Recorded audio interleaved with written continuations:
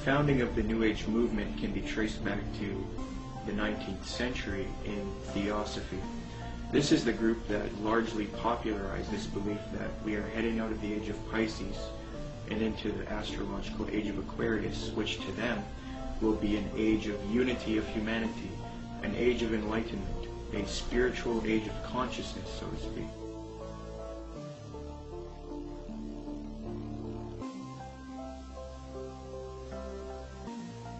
Very clear, yes. There's going to be a one world, political, economic, religion, and this is what all the globalists, the elite, the high-level occultists, the high-level New World Order people, this is what they're wanting. This is what the Bible pretty much clearly predicts as well. And this is obviously what we're moving to. The Freemason and one-world government advocate Zbigniew Brzezinski said the following in his work Between Two Ages, quote, "The technotronic era involves the gradual appearance of a more controlled society. Such a society would be dominated by an elite, unrestrained by traditional values. Soon it will be possible to assert almost continuous surveillance over every citizen and maintain up-to-date complete files containing even the most personal information about the citizen." This admitted New World Order agenda to create a one-world government that rules over humanity is not only political, it is also spiritual and based on what is known as the New Age. This can be verified with irrefutable documentation. Most of the Christians doing this kind of work have been silenced, so I set out across the border to speak to the few researchers that are still left. There are not many researchers left who have not been deceived by the New Age. Speaking with these people helped confirm my position even more. The New World Order exists. The elite are occultists who adhere to New Age doctrines, and they are responsible for this new trend of discrediting Christianity, Jesus Christ, and the Christian New World Order researchers. There is a voluminous amount of data that I have obtained in my research on this subject, but after watching this production, do not believe me. Don't believe a word of what I'm saying. Do your own independent research and verify this for yourself.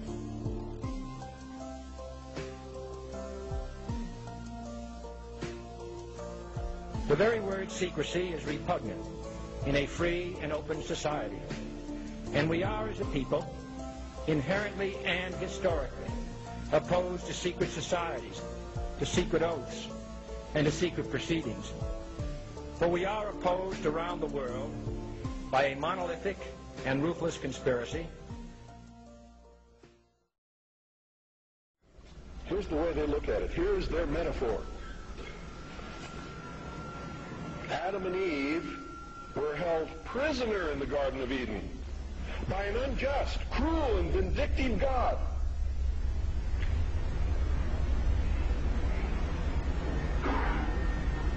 Until Lucifer, through his agent Satan, set man free from this garden by giving him the gift of intellect. Through the use of intellect, man will conquer the earth, will conquer nature, and will himself become God. It's taught in every Masonic temple in this land, every secret brotherhood, every secret society, every mystical temple, every occult organization teaches the Luciferian philosophy.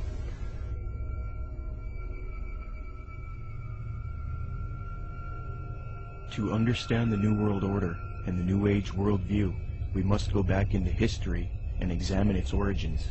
But first we must define our terms. By New Age, I am speaking about a worldview that has many facets and components, such as astrological and zodiacal beliefs in the New Age concept, channeling higher powers to achieve knowledge, meditation, the belief that all is one, or forms of monism, the belief that we can attain godhood, esotericism, or in other words, reinterpreting ancient texts to find hidden meanings and unify all religious belief into one, the belief that we need a one-world system for the coming age of Aquarius. By New World Order, I am talking about a political agenda to create a one-world system, one-world government, one-world economy, unity of humanity into one organism, control over humanity, and submission of the masses. but today the largest countries of the world have agreed a global plan for recovery and reform, I think a new world order is emerging, and with it the foundations of a new and progressive era of international cooperation. To understand what is going on today with respect to the New World Order and the New Age movement, we must have recourse to the 19th century organization called the Theosophical Society. This organization in particular, among others, is largely responsible for the modern New Age movement and the political doctrine known as the New World Order. The founder of this organization was a woman named Helena Petrovna Blavatsky.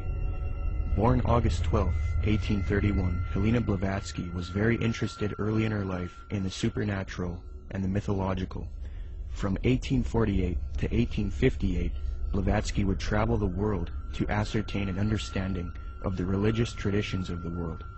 She claimed to have traveled to South America, Egypt, Canada, France, Greece, Mexico, Tibet, India, Germany, and England during this time. It is said that during this travel she learned many mysteries, secrets, and occult knowledge from every walk of life. With all of this new esoteric information in her mind, she moved to New York in 1873. Then in 1875, she formed an occult organization called the Theosophical Society. She founded this society with two men, Colonel Henry Steele Olcott and William Quan Judge. According to Olcott, Theosophy already had thousands of members and branches all over the world by 1885. After New York, Blavatsky and Olcott established the Theosophical headquarters in India, and the membership roster grew increasingly as time went on. Blavatsky's influence came from her writings. Her first book was entitled Isis Unveiled, published in 1877. She started a magazine in 1887 called Lucifer Magazine. Her principal work, The Secret Doctrine, was then published in 1888. She then wrote The Key to Theosophy and The Voice of Silence. These works are now famous, and contained in these writings are the doctrines that helped mold the New Age movement to what it is today. It is said that part of Blavatsky's book, The Secret Doctrine, was channeled to her through an ascended master or highly evolved being called Kuthumi, who spoke to her. Belief in these ascended masters who communicate to humanity is very crucial when studying the New Age. We will look at that doctrine later. The age concept that says humanity is leaving the age of Pisces and entering the golden era or age of Aquarius was popularized by Blavatsky. She taught Theosophists, at any rate, some of them who understand the hidden meaning of the universally expected avatars, messiahs, socioshis, and Christs, know that it is no end of the world, but the consummation of the age, i.e. the close of a cycle, which is now fast approaching. Again, the messianic cycle of the man connected with Pisces. It is a cycle, historical, and not very long, but very occult, lasting about 2,155 solar years. It occurred 2,410 and 255 BC, or when the equinox entered into the sign of Ram, and again into that of Pisces. When it enters in a few years the sign of Aquarius, psychologists will have some extra work to do, and the psychic idiosyncrasies of humanity will enter on a great change. These Theosophists teach that Jesus was simply a representation of the age of Pisces, and that he was an initiate into the mystery schools, or cults of spiritual teachers and masters.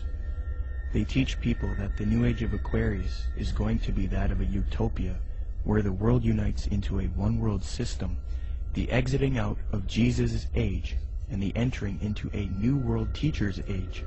They say each age is accompanied by a great world teacher, be it Buddha, Jesus, etc.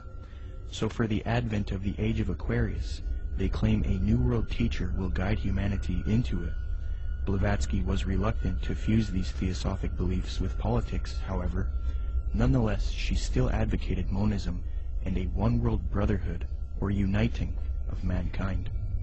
In Blavatsky's book, The Key to Theosophy, she lists three main goals of theosophy: universal brotherhood of humanity without distinction of race, color, or creed; to promote the study of the world's religions, and to investigate the hidden mysteries of nature.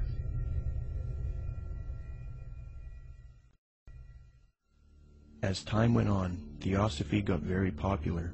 Many prominent figures would join the Theosophical Society from all over the world, and many popular doctrines of today's New Age movement would be molded and shaped by them.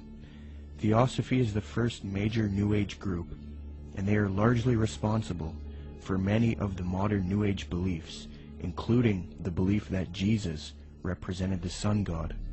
After studying the occult and the esoteric in depth, I have come to the conclusion that the Zeitgeist movement and the Zeitgeist films are based on Theosophy, Freemasonry, and the New Age. For those who are unfamiliar, in 2007, a man named Peter Joseph released a film called Zeitgeist. This film received millions of views on the internet and became very popular. Then in 2008, Zeitgeist Addendum, the sequel, came out. From there, Peter Joseph established the Zeitgeist movement. Whether Zeitgeist was a film that was intended by Peter Joseph or whoever was behind it to be what it ended up being, I don't know. But I can say that the message that's being expressed by Zeitgeist is without a doubt the most clear depiction of the mystery school ideology. And it's done in such a way to be, it's kind of what I've described as a sort of mystery schools for dummies. It's a way to get people that normally wouldn't be setting foot to any various secret societies. It's a way to indoctrinate them and get them to believe in the same sort of elitist mindset without having to go through any particular initiation. It's also usually accompanied with the idea of pride. That is that the people believe that what they believe is only for a select few, and that sort of has this way of sticking with them, and that nobody believes what I believe, and so it's sort of this elitist mindset that comes with that as well. The first Zeitgeist film was divided into 3 sections. The second section was about 9/11 being an inside job. The third section was about the corruption of the Federal Reserve.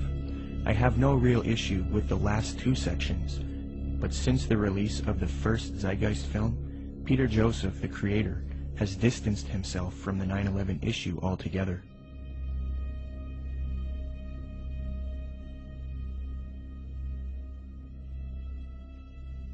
This makes me wonder if the only reason he spoke about 9/11 in the first film was to get the 9/11 truth movement on board with his agenda.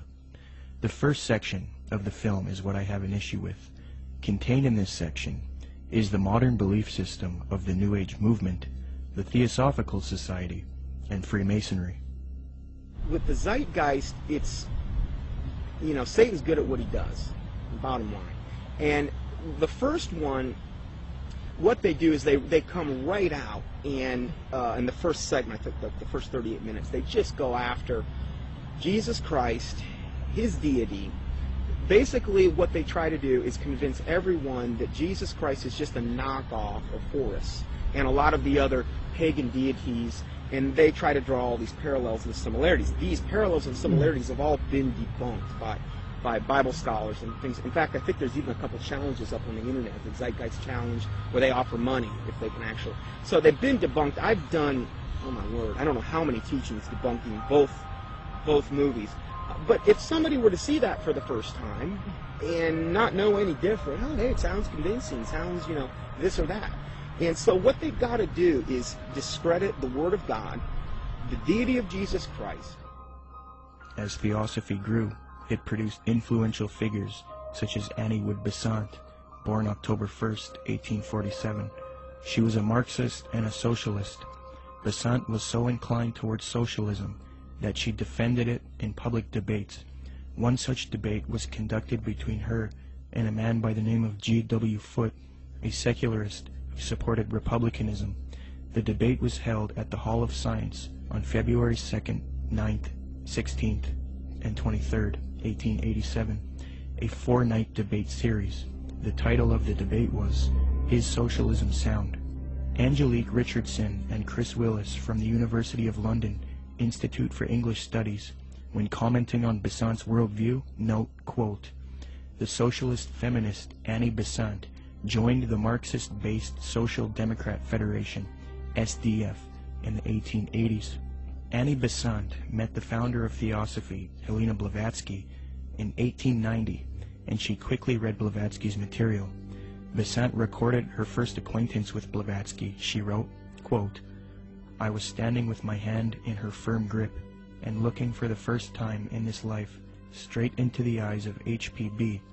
We rose to go, and for a moment veil lifted, and two brilliant, piercing eyes met mine, and with a yearning throb in the voice, 'Oh, my dear Mrs. Besant, if you would only come with us.'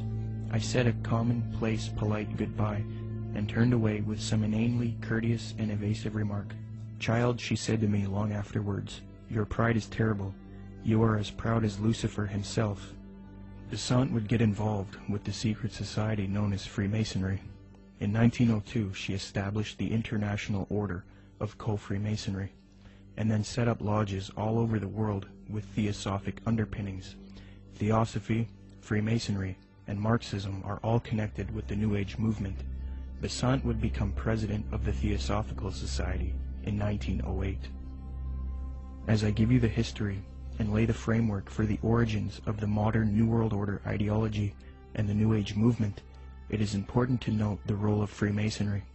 As previously noted, Theosophy and Freemasonry were somewhat affiliated in the late 19th century. In fact, Helena Blavatsky received an honorary degree of Apprentice Companion, Perfect Mistress, Sublime Elect Scotch Lady, from the rite of adoption. She was awarded with these titles by the 33rd degree Freemasons John Yarker, M. Kaspari, and A.D. Lowenstock. Here is a reprint of the Masonic certificate that Blavatsky received.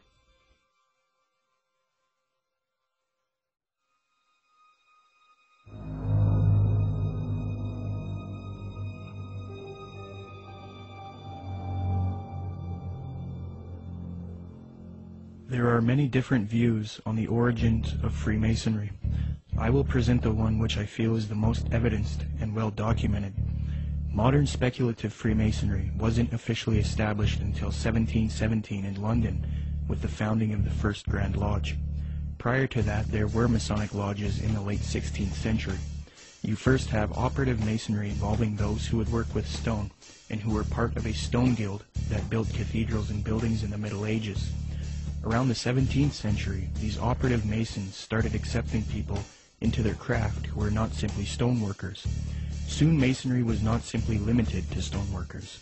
They then later developed into modern speculative Freemasonry of today, which involves secret handshakes, codes, symbolism, mythology, and legendary. The earliest documentation of the word Freemason is in the calendar of the coroner's rolls of the City of London. This is dated 1300-1378 AD, edited by Reginald Sharp and published in 1913. Commenting on the origins of Freemasonry, Harry Carr remarks, quote, "It developed in Britain out of the building trades and fraternities, whose history goes back some 600 years in England. I do insist, however, that our present-day speculative Freemasonry is directly descended from the operative Masonry, whose beginnings we can trace back to the earliest record of organization among Masons in 1356. As far back as 1917, as modern Masonry was already 200 years old, people were recognizing the connection Freemasonry and Theosophy had. In the 1917 work, Heresies Exposed, W. Host remarks, quote, "Freemasonry viewed doctrinally is Theosophy." With respect to the previously mentioned Zeitgeist films and the Zeitgeist movement, I will demonstrate that after a thorough study into these teachings of Theosophy and Freemasonry, it becomes quite clear that this film and movement, which has captivated so many truth seekers, is nothing more than the externalization of Theosophy, Freemasonry, and the New Age to the public. This is important because if it turns out that Zeitgeist is leading people into theosophical and Freemasonic ideologies, it means that rather than standing against the New World Order one world government agenda, like the anti-New World Order movement is supposed to be doing, truth seekers are actually associating themselves with ideologies and organizations that are connected to the New World Order, which I will also demonstrate. I will now qualify this hypothesis since I have laid the foundation for Theosophy and Freemasonry. Theosophists and Freemasons, as part of their esoteric doctrine, taught that Jesus was the sun god, the S-U-N, in the sky, and that he was based on the age of Pisces within the zodiac. The Marxist theosophist Annie Besant taught her students, quote, "Then the sun retrograded into Pisces at the time of the birth of Jesus Christ, the Pisces influence being shown by cures performed by stepping into pools of water, Christ choosing his first apostles from fishermen," unquote. Similarly, the founder of Theosophy, Helena Blavatsky, taught, quote, "Ichthus, a fish. Some of his early disciples were fishermen. Pisces, a conventional shape for the fish," unquote. The notorious Freemason Manly Palmer Hall taught, quote, "During the age of Pisces, the fish was the symbol of divinity, and the sun god fed the multitude with 2 small fishes."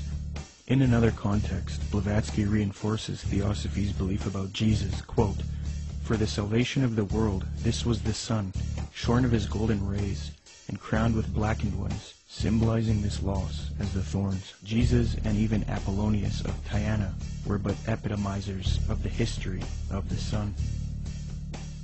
These doctrines are very sacred to Theosophists and Freemasons. The first section of the first film, Zeitgeist, externalizes these same Theosophic and Freemasonic beliefs, fringe views that historians and scholars dismiss. Zeitgeist repeats, quote, "Jesus is the Son of God. Now Jesus is the figure who ushers in the age following Aries, the age of Pisces," unquote.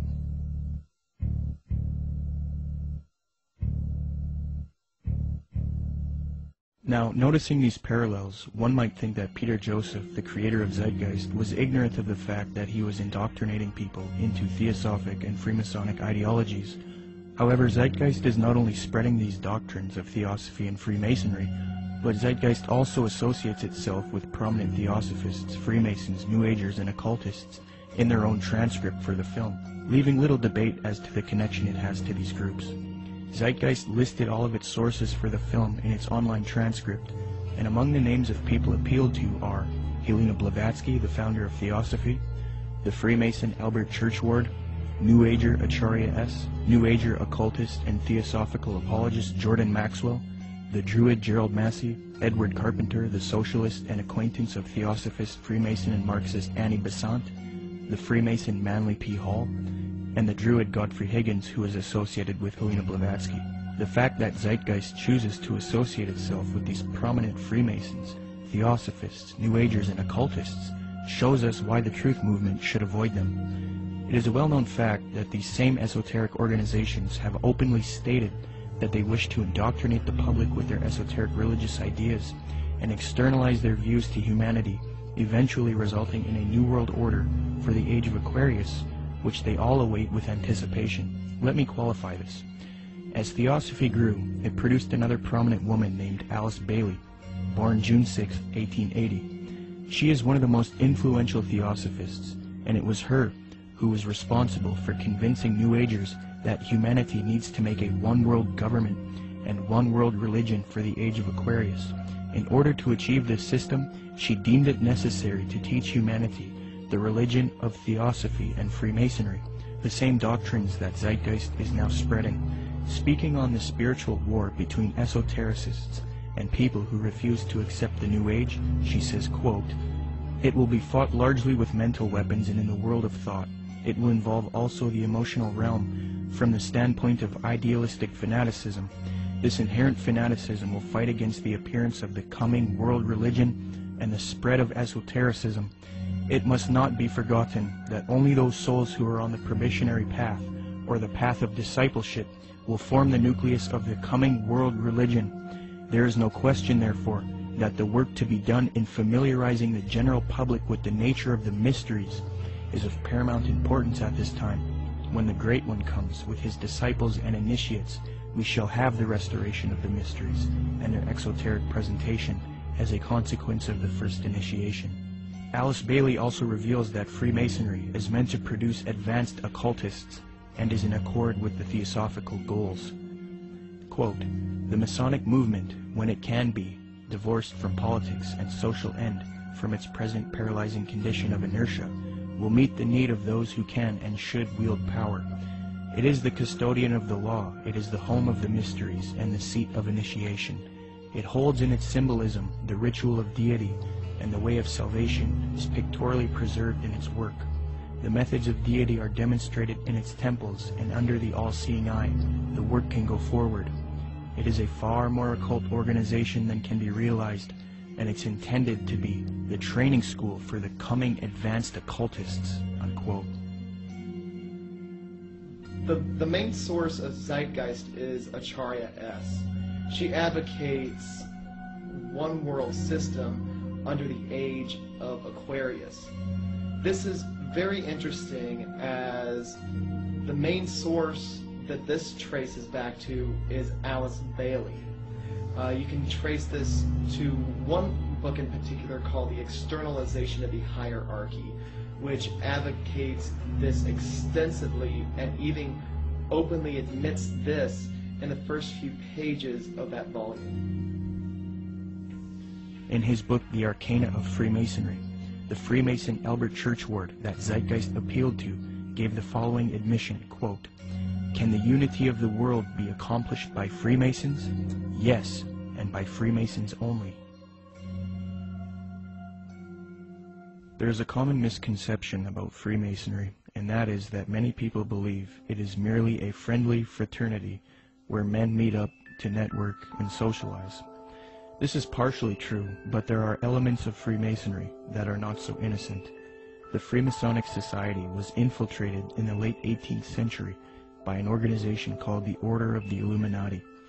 There's a lot of fictional, embellished information about the Illuminati, but if you sift through all of the data, there are some very important key facts. All historians will grant that the Illuminati certainly existed in Bavaria, Germany, and that it was founded in 1776 by a man named Adam Weishaupt.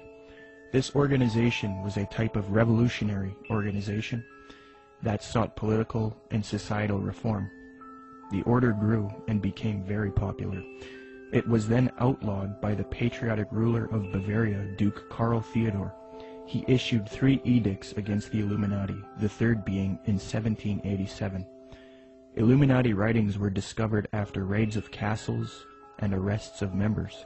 These writings were then translated from Old High German by 2 men contemporary with the Illuminati, Abe Barrel and John Robison. The writings were published in their works, Proofs of a Conspiracy and Memoirs Illustrating the History of Jacobinism.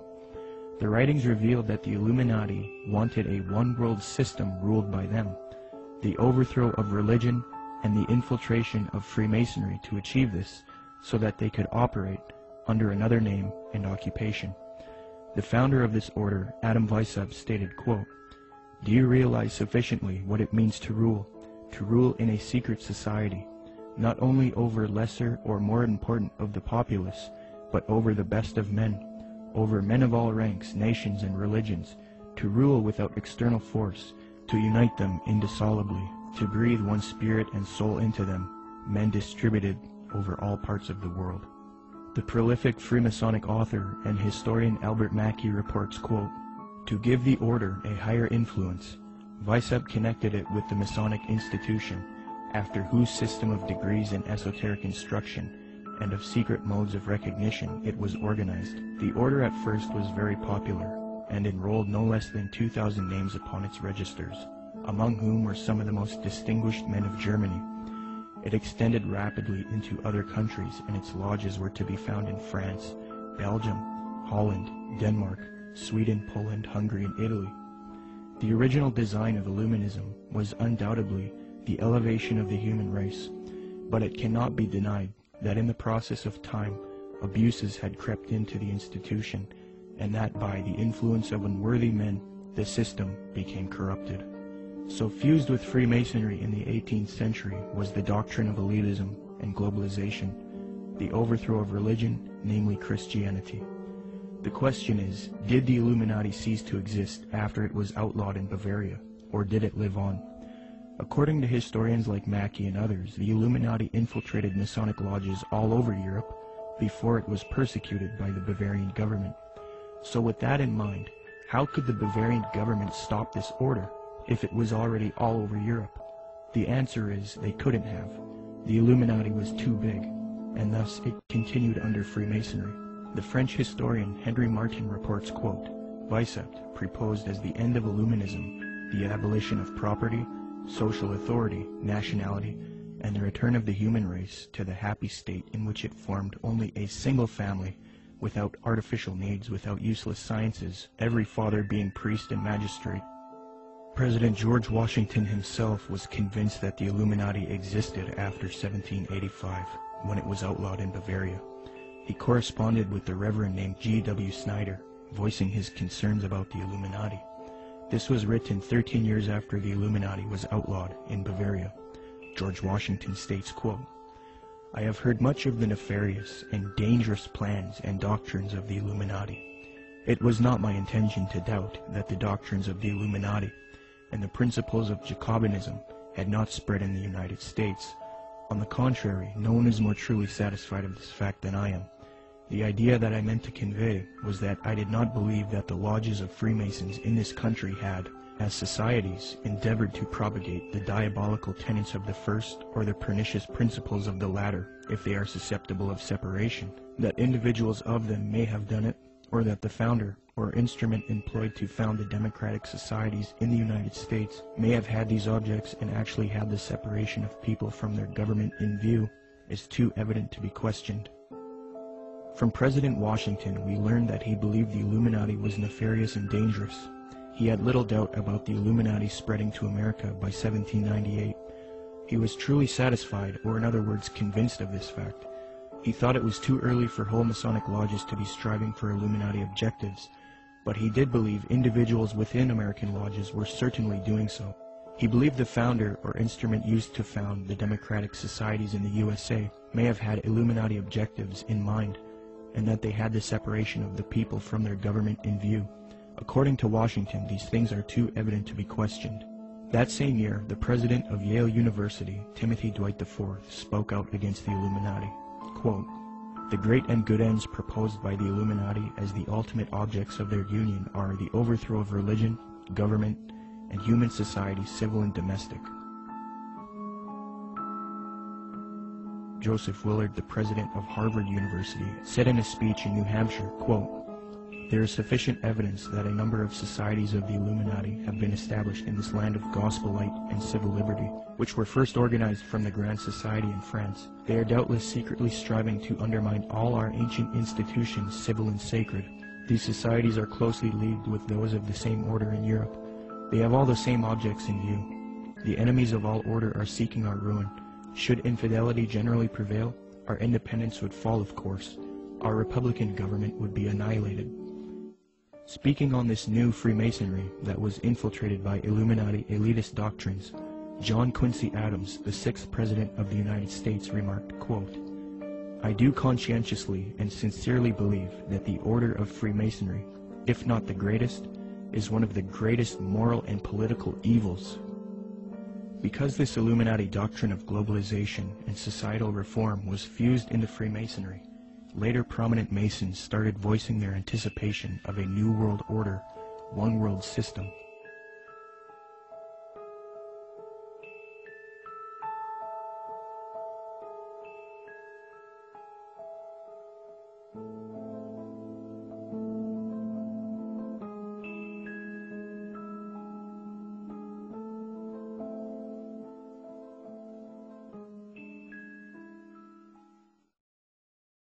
Freemasonry is just one of many ways to get people into the occult.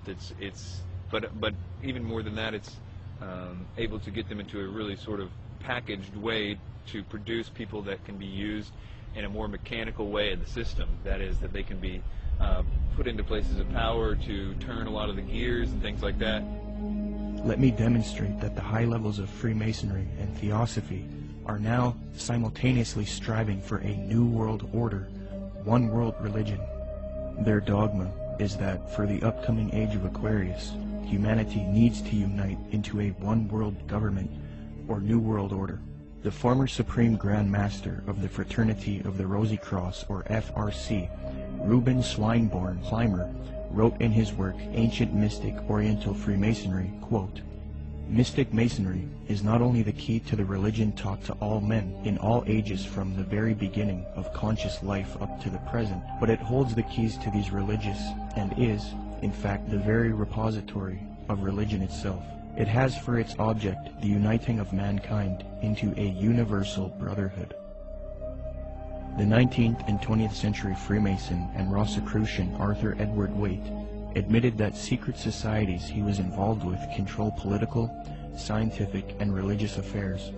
Waite believed that these societies always existed in every nation and are connected to modern societies, which I believe can be disputed. But nonetheless, he stated the following in his work, The Real History of the Rosicrucians, quote, "Beneath the broad tide of human history, there flow the stealthy undercurrents of the secret societies, which frequently determine in the depths the changes that take place upon the surface. These societies have existed in all ages and among all nations, and tradition has invariably ascribed to them the possession of important knowledge in the religious, scientific, or political order according to the various character of their pretensions," unquote. The official Freemasonic Scottish Rite magazine, entitled The New Age magazine, admits that it is for a New World Order, New World Religion, and New Age, quote, "Great God our King has chosen the great American public schools to pave the way for the new race, the new religion, and the new civilization that is taking place in America. Any mother, father, or guardian who is responsible for the taking away of the freedom of mind, freedom of will, or freedom of spirit is the lowest criminal on earth, because they take away from that child the God-given right to become part of God's great plan in America for the dawn of the new age of the world." 33rd degree Freemason Manly Palmer Hall advocated world government, quote, "The new Atlantis sets forth an ideal government of the earth. It foretells that day when in the midst of men there shall rise up a vast institution composed of the philosophic elect, an order of illumined men band together for the purpose of investigating the laws of life and the mysteries of the universe. The age of boundaries is closing, and we are approaching a nobler era when nations shall be no more, when the lines of race and caste shall be wiped out, when the whole earth shall be under one order, one government, one administrative body," unquote. Alice Bailey, the prominent theosophist, stated, quote, "The new era is coming. The new ideals, the new civilization, the new modes of life, of education, of religious presentation, and of government are slowly precipitating, and nothing can stop them." N. Sri Ram, a prominent theosophist and New World Order advocate, stated, quote, "Let us first consider the restoration of the mysteries. It is well known among members of the co-Masonic movement that its work has been faithfully continued up to the present, and that its number of lodges has steadily increased. I imagine that at such an auspicious time, when the inner and outer worlds will have come much nearer together, some of the great leaders of the hierarchy might take part in the outer work of reconstruction, and will then become the recognized leaders of the new world government," unquote.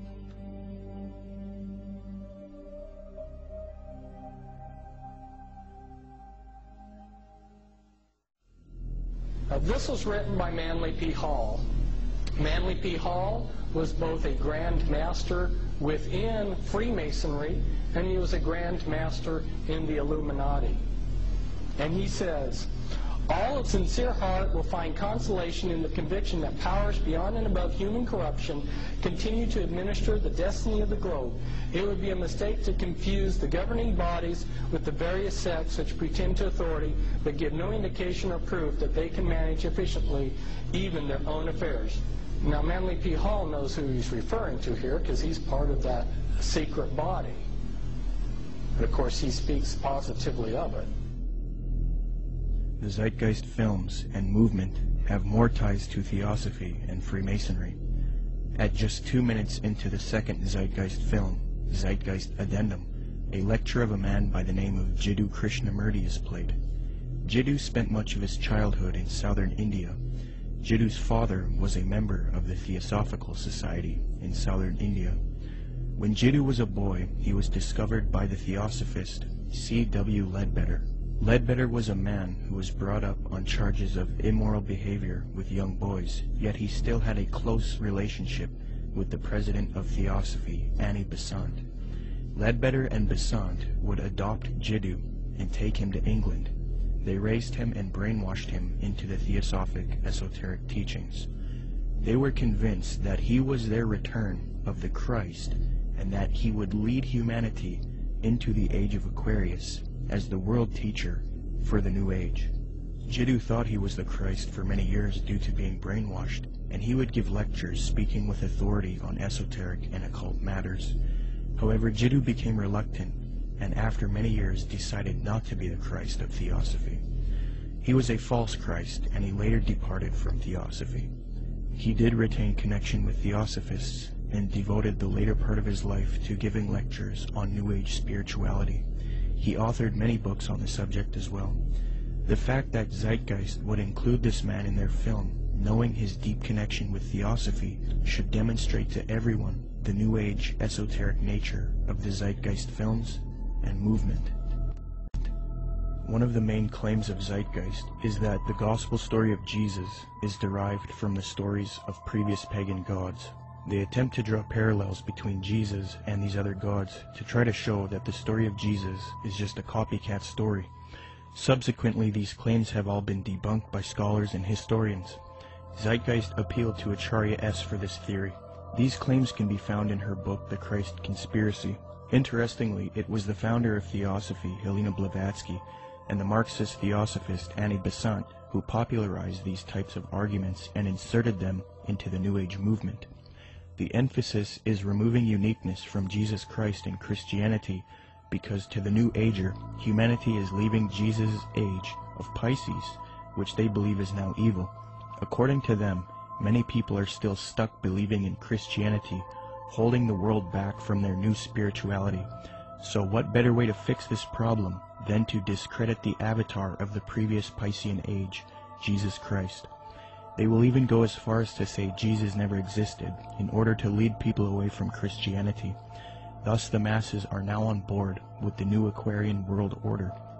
Even modern New Agers around today will utilize this deception. New Age spokesman and disciple of Alice Bailey in Theosophy, Benjamin Creme, states, quote, "The 5 major initiations which take one to liberation have their symbolic enactment in the life of Jesus. That is what the gospel story is really about. It is a very ancient story and has been presented to mankind again and again in different forms long before the time of Jesus," unquote. When one compares Acharya S.'s book, The Christ Conspiracy, to Helena Blavatsky's book, Isis Unveiled Volume 2, it becomes quite clear where Acharya got much of her material.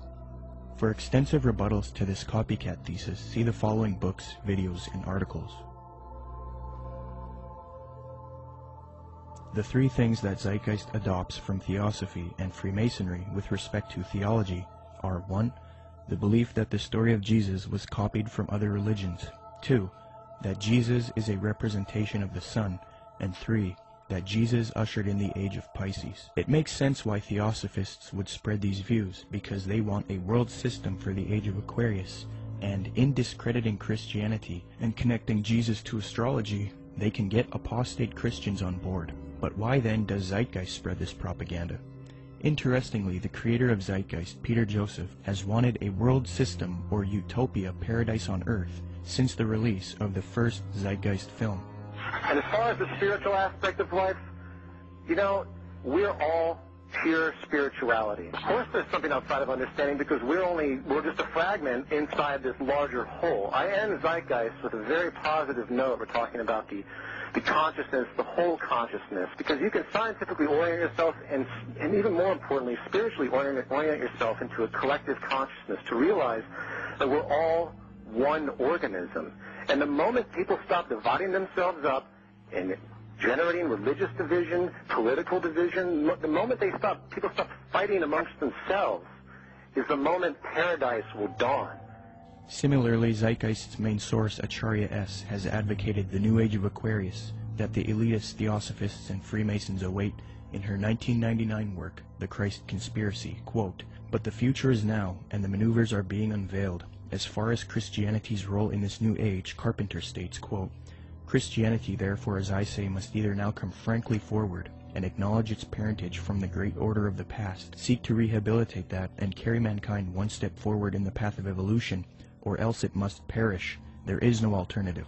Despite the vilification of the so-called New Age movement, the fact is that we are entering into a new age. The age referred to in the gospel tale is that of Pisces, and through contrivance and duplicity, coercion and slaughter, the fish god Jesus, the Piscean solar avatar, has indeed been with us. But now it is the close of the age, and his time is over. As Hancock says, we live today in an astrological no man's land, at the end of the age of Pisces, on the threshold of the new age of Aquarius. Traditionally, these times of transition between one age and the next have been regarded as ill-omened. Ill-omened verily, as the ongoing destruction of the earth and the endless warfare over ideology will indeed produce the Armageddon so long awaited and planned by those who cannot live for today but must look towards an afterlife. By realizing the cultural unity revealed behind the Christ conspiracy, however, humanity can pull together and prevent this fall to create a better world. 75 years before Zeitgeist's main source Acharya S. penned that admission, the former president of Theosophy, Annie Besant, wrote something almost exactly the same, quote, "The equinox will reach the sign of Aquarius, coinciding the great cycle of influence. We can indeed hope to put a complete end to all the influence of the past cycle, with its tyranny, slavery, war, and cruelty. This is one of the great transitional epochs, and the karma before humanity as a whole, and to every group in particular, is to reform itself from slavery, female subjection, war, and cruelty, and establish a civilization based on humanness and interest in spiritual matters." New Age author Gail Fairfield explains what is expected for the supposed upcoming age of Aquarius. She states, quote, "The sign of Aquarius is the sign of focused concepts. It concentrates intently on developing its ideas and then applies them to the betterment of humankind. It has talent for rapidly correlating all the information available into a political, ethical, spiritual, technological system. Aquarius creates optimal features for individuals and for humanity because it needs alternatives, possibilities, and something to move towards. Overall, Aquarius is a reformer and visionary working to create its utopia." Unquote. Isn't it interesting that right after Zeitgeist promoted the Aquarian New Age concepts in the first Zeitgeist film, the second film, Zeitgeist Addendum, then goes on to convince its followers to strive for a similar Aquarian one-world system, New World Order, called the Venus Project. Indeed, the solution offered by the film Zeitgeist Addendum is that humanity needs to unite into the very same thing that Theosophy and Freemasonry wants it to unite into: a one-world universal esoteric brotherhood of humanity, a new world order. I think that the coming new system that the occultists speak of it's really crucial to understand that what they're talking about is not going to look like what we think the New World Order's control grid will look like. They believe that the utopia will be one of a spiritual utopia, one that's free of wars and religion. It's easy for a lot of people to have idealistic views about it. They're going to make it sound wonderful, which is what like the Zeitgeist Addendum particularly does in the second part, where they talk about, oh, we're going to like, you know, have free energy, we're going to provide your needs. There's been talk about erasing all debts. That's more the Venus Project is more what is it Jacques Vallée? Jacques Fresco. That's more what he's into. Okay, this is his utopian approach to the New World Order, where I literally heard him say on the addendum, where he said, "We'll have no laws. All laws will be done away with." I thought to myself, all law. I mean, nobody's going to have to work. It's just going to sound like wonderful. I mean, he's talking about how are people going to make livings. Well, you won't have to, and you can do whatever you want. And if you make a painting, you can give it to some. I mean, this utopian world, but it's going to come at an extremely high price regarding the mark of the beast. It's not going to be what they're cracking it up to be, and most likely, it's only going to come with massive depopulation, and they're going to probably try to pull that off a number of different ways. But you have the Zeitgeist, this utopian approach, and then you also have the way the Ascended Master, some of the Ascended Masters say will be done through a project called Nasera, which, you know, is very similar in what the Zeitgeist Agenda talks about. It's just kind of a different flavor of it all. So which one they're actually going to be able to pull off, it's up, if the Lord lets them do it, it's kind of up to the Lord. It's hard to say which way it'll go. The Venus Project looks like Francis Bacon's New Atlantis, this concept that has been with the occult realm for a long time. Whether they call it the New Atlantis or whether they call it some coming utopia or some Platonic version of the New Age, the New World Order, a lot of people, those terms were viewed in a completely different context that I think a lot of us in the truth movement see the New World Order. It's a totally different thing that they're hoping will happen. And I think that we can be in danger if we think that the New World Order is just going to be a police state control grid, which I think it will be, but I think it will be in the context of a lot of supernatural things going on. So it's going to look like the old world order is gone, and in doing so, it's going to be exactly what those like Francis Bacon and all the others have mentioned. This New World Order is going to be proposed to look just like the Venus Project, but I can tell you that won't be the case for very long. It might be right at the beginning, but not as it goes on.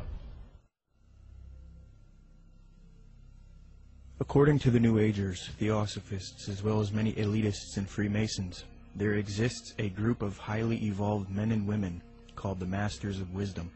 These powerful groups claim that Buddha, Krishna, Muhammad, and Jesus were all masters of wisdom, and that a being named Maitreya is the leader of these beings, who in turn is subject to the true leader, Sanat Kumara.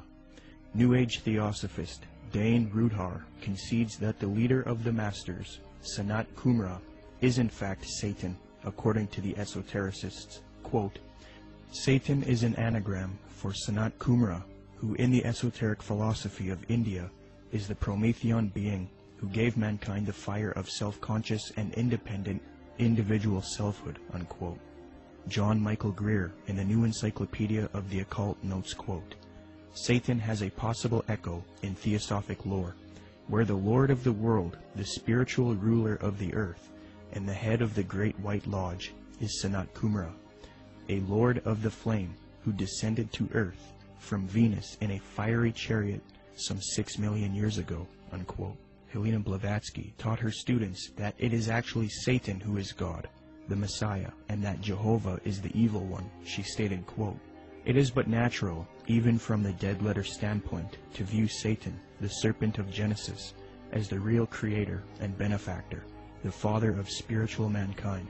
For it is he who was the harborer of light, bright radiant Lucifer, who opened the eyes of the automation created by Jehovah, as alleged, and he who was the first to whisper, In the day ye eat thereof, ye shall be as Elohim, knowing good and evil, can only be regarded in the light of a Savior, an adversary to Jehovah, the personating Spirit.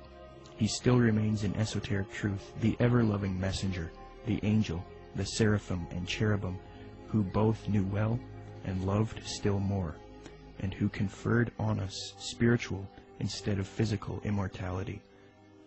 The Theosophist H. Alexander Fusel seeks to deify Satan, quote, Satan, then, was originally a divine being destined to carry light and life to the netherworlds.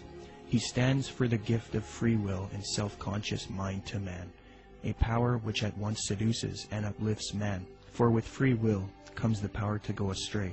Satan is therefore man's teacher, unquote. Once you are willing to give worship to Satan is when you are given a certain kind of power that the deceived, those that are just thinking it's them or thinking that something else, can't have access to. So Freemasonry is a systematic way to get people to that level without actually just coming out and saying it right at first. One of the former leaders of the Theosophical Society, who was contemporary with Blavatsky and Annie Besant, tells us what the 19th century position on Satan is.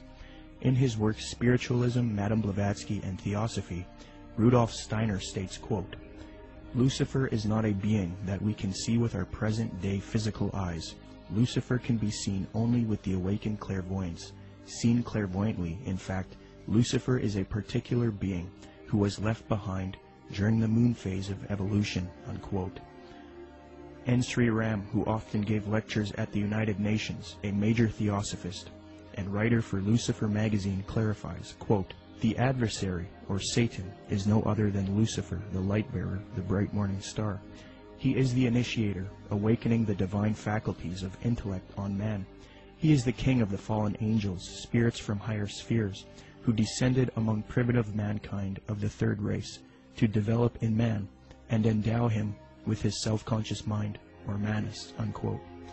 Theosophy teaches that Satan or Lucifer is actually a divine being who saves humankind and brings him consciousness. Many modern influential New Agers who are deceived by Theosophy repeat the same theme.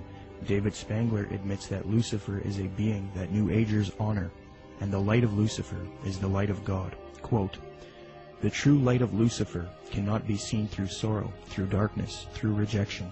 The true light of this great being can only be recognized when one's own eyes can see with the light of the Christ, the light of the inner sun. Lucifer works within each of us, trying to bring us to wholeness. And as we move into a new age, which is the age of man's wholeness, each of us, in some way, is brought to that point which I term the Luciferic Initiation, the particular doorway through which the individual must pass if he is to come fully into the presence of his light and his wholeness. Lucifer comes to give us the final gift of wholeness. If we accept it, then he is free, and we are free. That is the Luciferic Initiation. It is one that many people now, and in the days ahead, will be facing, for it is an initiation into the new age. It is an initiation of leaving the past and moving into the new, shedding our guilts and fears, our anxieties, our needs, our temptations, and becoming whole and at peace, because we have recognized our inner light and the light that enfolds us, the light of God," unquote. So indeed the Luciferian doctrine is fused into the New Age movement due to Theosophy. Along with this doctrine is the belief that because of Satan, man is now thinking he will evolve, conquer the world, conquer nature, and become a god. The Freemason W.L. Wilmhurst bolstered the fact that Freemasonry is aimed at creating God men. The purpose of initiation is attaining godhood, he states, quote, "The height of the lodge, even as high as the heavens, implies the range of consciousness possible to us. When we have developed our potentialities to the full, is infinite. Man who has sprung from the earth and developed through the lower kingdoms of nature to his present rational state has yet to complete his evolution by becoming a godlike being and unifying his consciousness with the omniscient, to promote which is and always has been the sole aim and purpose of all initiation," unquote. Danny and Englewood, you're on the air. Go ahead. Yeah, you're going to take this the wrong way, Peter J., director of Zeitgeist, but what you just said sounds exactly like Satanism. Not saying that you are satanic. I don't believe in Satanism. If you want to use that word, you know what Satanism that's your own idea. Satanism is? Atheists. People who do not believe in a God. People who believe that man is God. That's what that's Satanism correct. is. You are God. Okay, then you are a Satanist. You are God. You are God. You are God.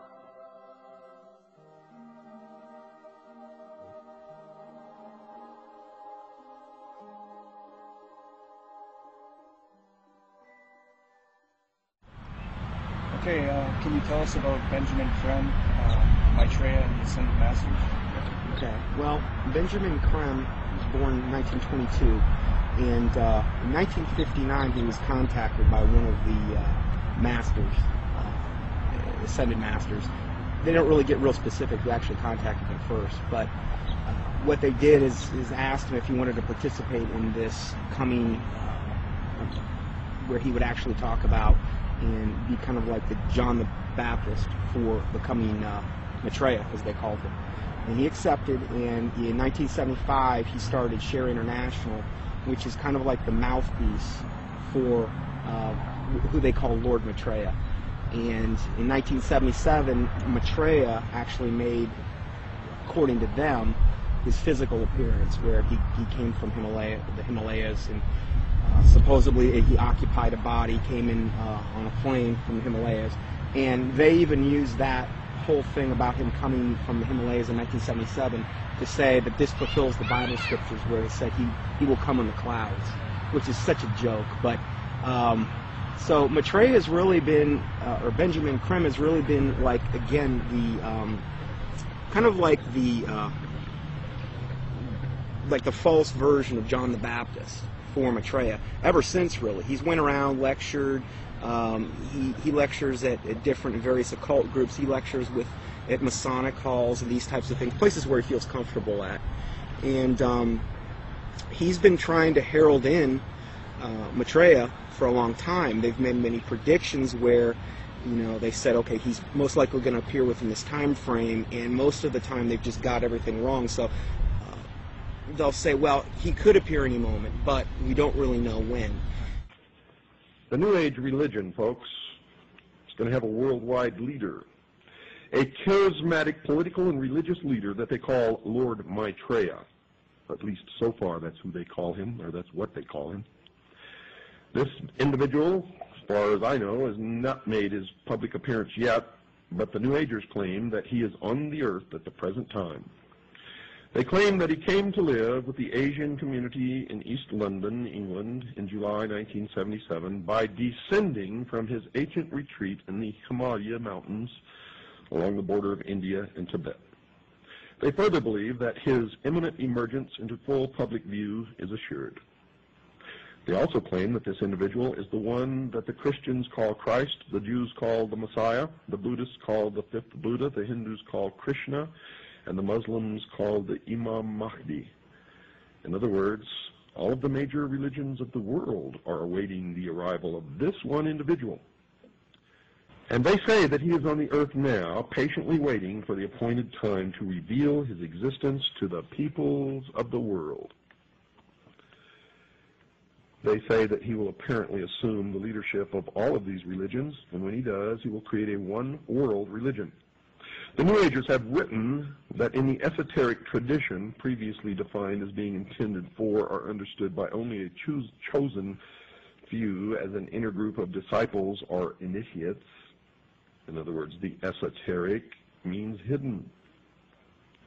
They claim that the word Christ is not the name of an individual, but the name of an office or function within the spiritual hierarchy of masters.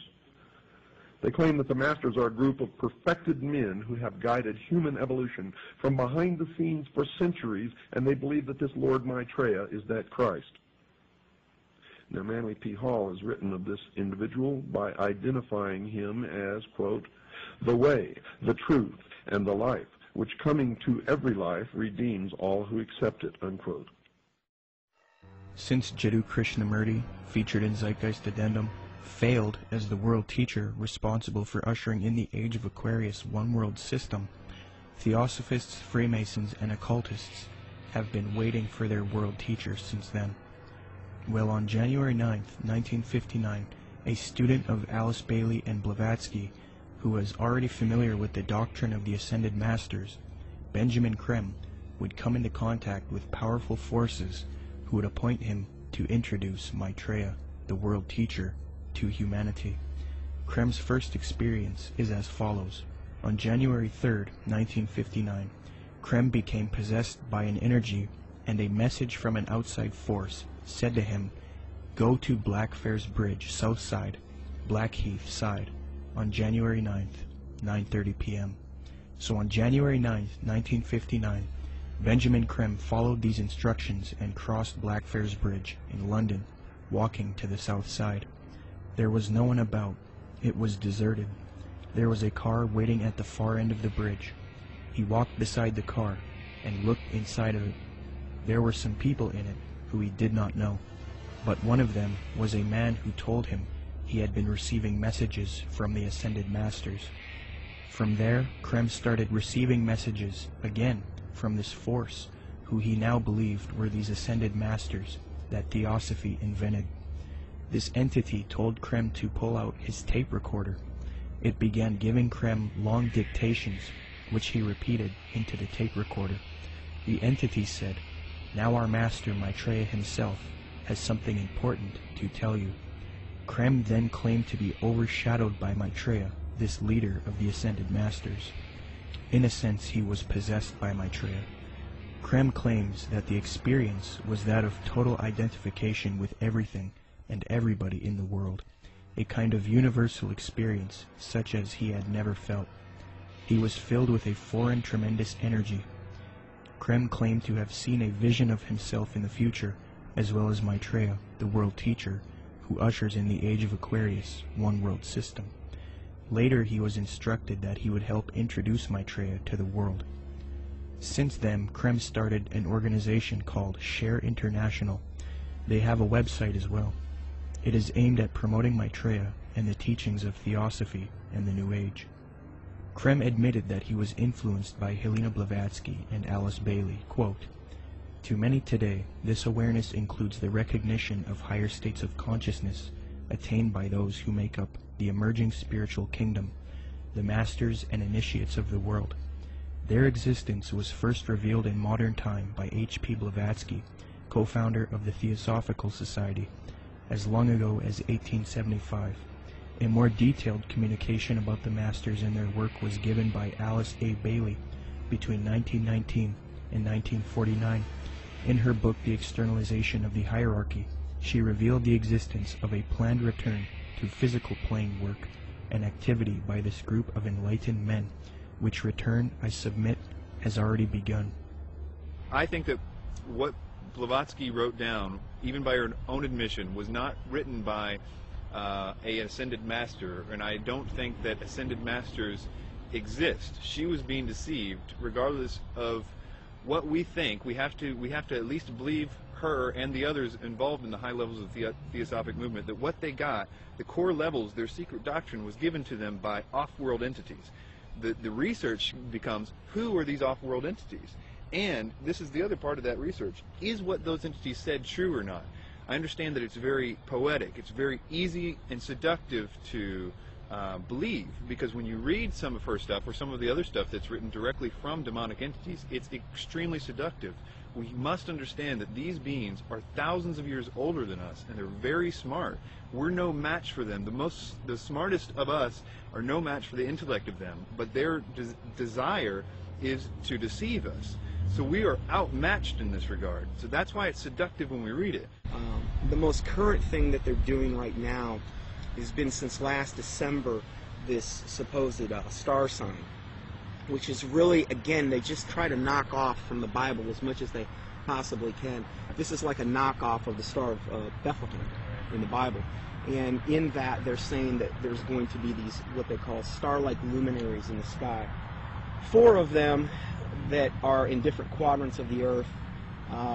They're 5 times the size of a football field, according to them. And people are seeing these things, and they've got a whole, up on shareinternational.org, they've got a whole section devoted to this, where people are sending in pictures. There's stars, and what they are spaceships. That's what they're admitting to at this point.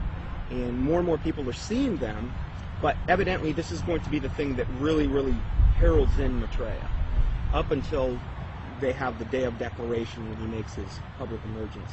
And this is supposed to be on the major media? Yes. When he makes his big debut, what they've said is they've already secured an interview with a major U.S. TV network, and then one in Japan, I believe, as well. So during this time, he's going to, the day of declaration, supposedly he's going to basically telepathically communicate with masses and masses of people. They supposedly will hear them in their own language. They'll be able to comprehend him. Supposedly they'll feel this infinite love. And there will be many also supposed miraculous healings taking place around the world at the same time. And most likely, this day of declaration will come on the heels of some or multiple cataclysmic events, most likely the first thing being an economic meltdown, which is what he's predicted way back from the 90s. And what does Maitreya promise? What does he want to achieve? What are his goals?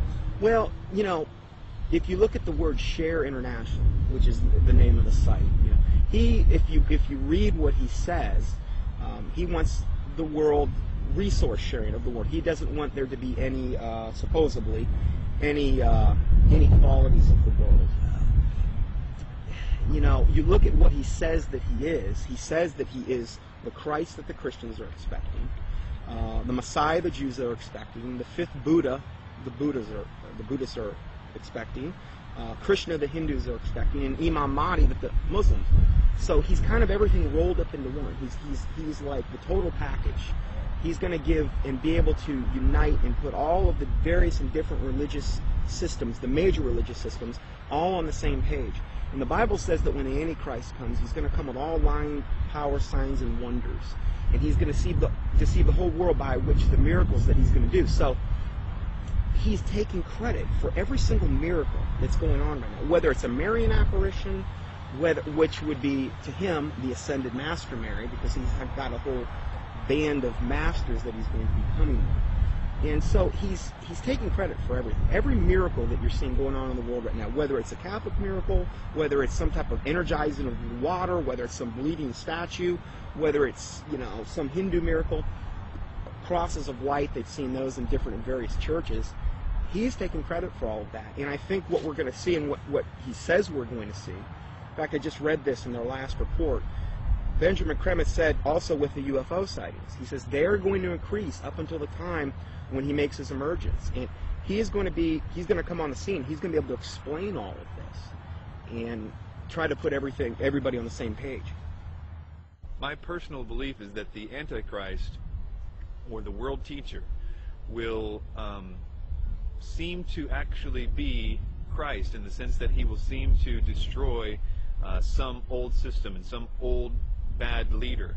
And I think that it will somehow be tied to, I don't know, this is my guess, but it will somehow be tied to some sort of fake or alien invasion or presence of some sort. I don't know if Maitreya fits all those characteristics, but I wouldn't doubt it for 1 minute if he was. My personal opinion is that Creme is somebody who is being talked to by entities and is doing what he's told to be doing. But you have to understand, a lot of times with people that are channeling entities like that, they oftentimes do and say things that don't come true, because the demons themselves don't know when. They're still on a timeline that they can't tell when something's going to happen. So they're always keeping something ready to happen in case when they finally can. So in the case of that, like if you look at the Blossom Goodchild thing and these ideas that were consistently put out by channel entities and things, it never came to pass because they don't have control over the timeline. They just have to always be ready. According to Share International and the Swahili edition of the Kenya Times, Maitreya made an appearance June 11, 1988, to a local congregation in Nairobi, Kenya. The editor of the Swahili edition of the Kenya Times, a veteran journalist named Job Matungi, witnessed the event and took some pictures.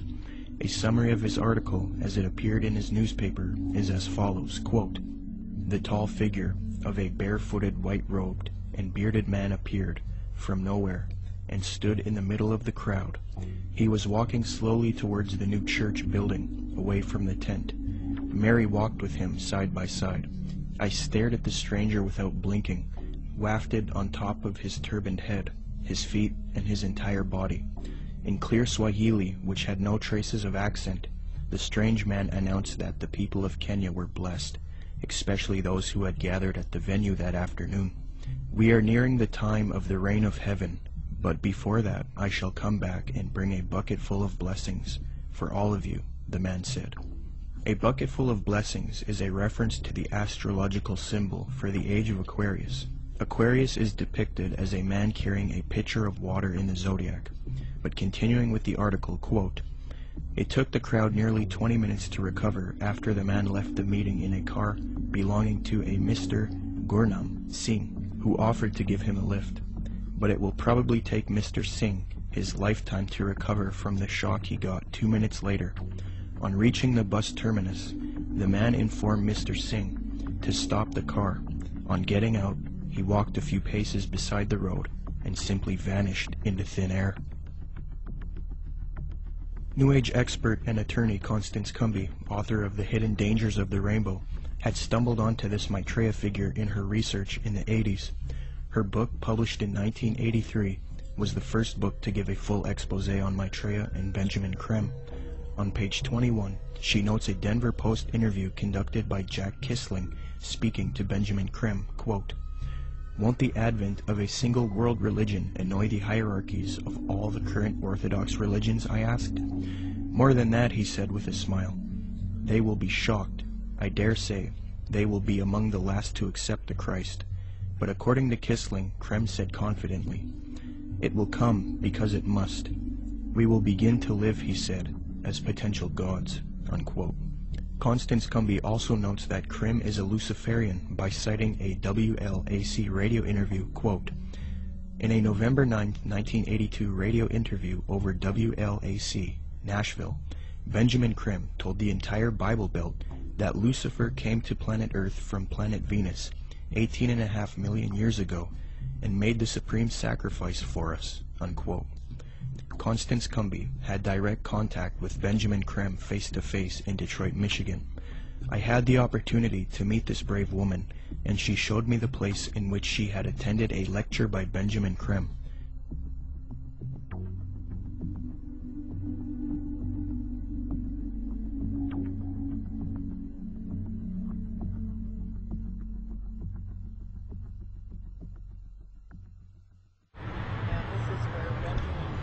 Spoke to a packed crowd November 4th, 1981, and Bread for the World was out there, had tables, Oxfam, every group you could think of was sitting out there. They were passing out brochures. The brochure is reproduced in both of my books. Benjamin Creme came in. He opened, he gave some kind of a hand signal that looked something like that. And I thought at first he was waving to somebody, but the crowd appeared to flip into a trance. And then he started speaking, and he was rotating his head. I can't even come close to, it was as close to 180-degree spin of a head as I've ever seen. How his head didn't snap off, I'll never know. And then he started talking and laying out what they were doing, and the crowd was thoroughly under several degrees of hypnosis. I knew many people in that crowd from political circles and social circles in Detroit for many years, and I talked to some of them, and the common denominator was they had all been through one kind of mind control course or another, one type of New Age class or another. I talked to a fellow behind me, Al Banks, and I said, he was a film producer doing much of what you're doing now. And I said, Al, I know what I'm doing here tonight. What are you doing here? And he said, because, Connie, he said, I'm taking a course in miracles at Unity. He said, I've joined Unity. We're all required to take a spiritual growth class. I've taken a course in miracles. It was a class requirement that we be here tonight. And then he said, you know, Connie, I would have thought a progressive person like you would have joined Unity a long time ago. Well, then I started explaining to him exactly why I haven't. And he, like, snapped, the glaze snapped off his eyes for a little bit. He thanked me for telling him. And then Creme came in and started doing his thing.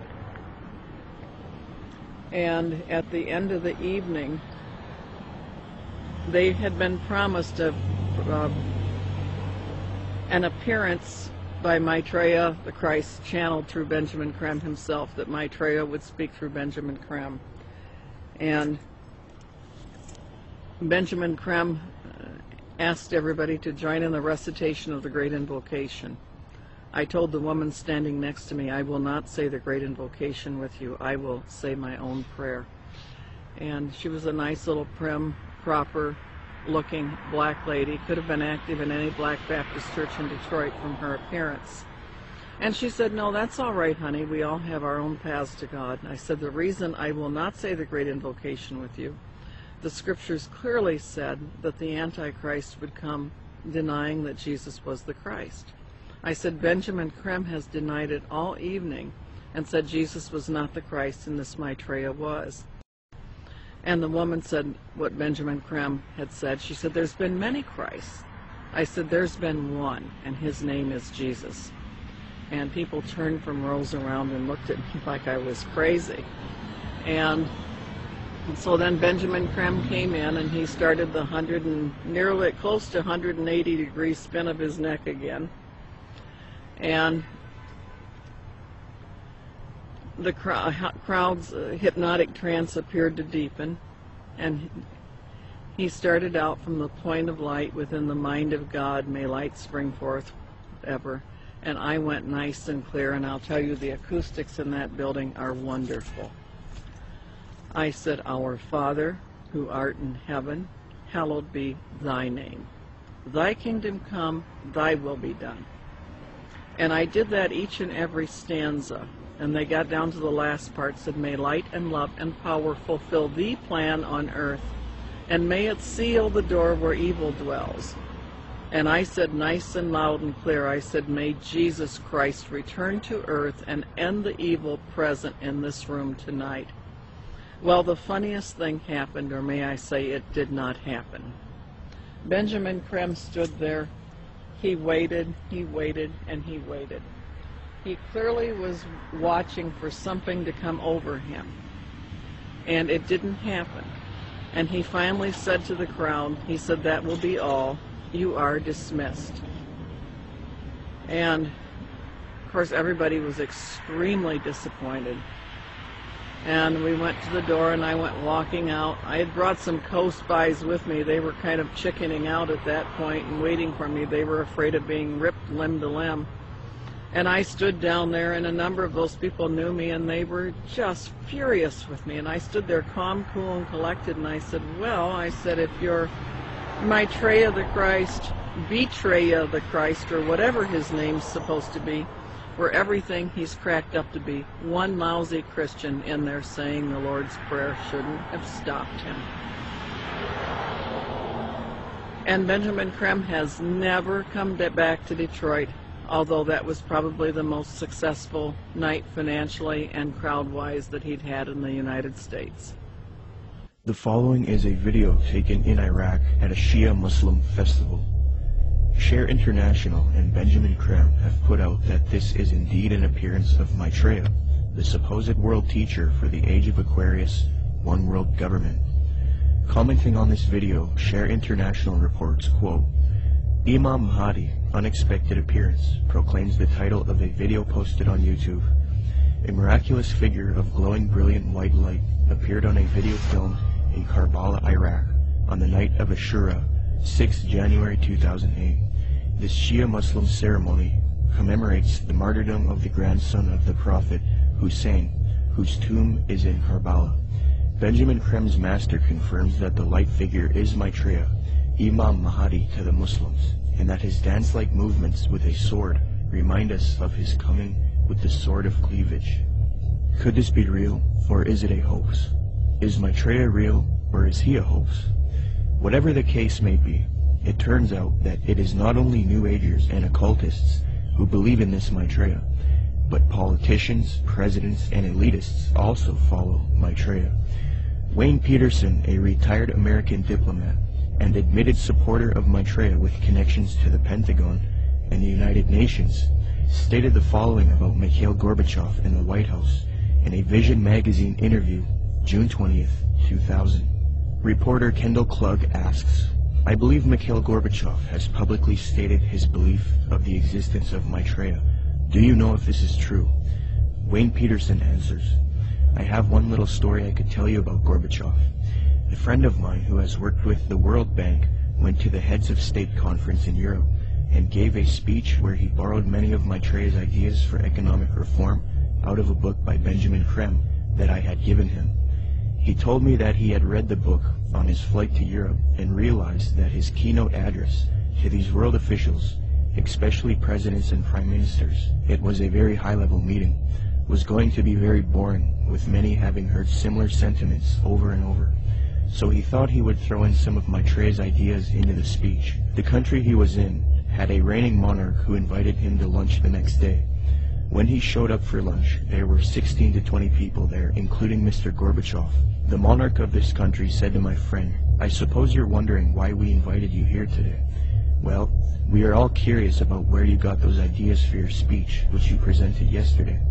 He said that my friend Wayne gave me a book written by Benjamin Creme about Maitreya's mission. Immediately they nodded their heads. We thought so, was the apparent response. That's why we invited you here. We all know of Maitreya, and we're doing what we can for him. But we are not able to say anything publicly because we are world leaders. We each have our own public to deal with. Only one person there stood up and said that they could use his name to legitimize these sightings, and that was Mikhail Gorbachev. He was the only man in the room who would say, "Use my name if you want." The reporter asks, "Do you think President Clinton has had an experience with Maitreya?" Wayne Peterson: "I don't know if President Clinton has. I believe that former President Bush has. We used to have transmission meditation groups that Maitreya had asked us to do around Washington, D.C. People who were interested in Maitreya and the reappearance story would get together once a week in Georgetown, in the home of President Bush's main counselor at the White House. President Bush came over to this house for dinner one night, and the hostess was in the dining room as President Bush asked her, 'What do you think? I'm running against Clinton in this election. Am I going to win?' She said, 'No, Mr. President, you are not. Maitreya has already said that you are going to lose to Clinton.' Bush never challenged her, but merely said, 'Yeah.' He didn't ask who Maitreya was. He was very quiet, and then said, 'I think I've got to go now.'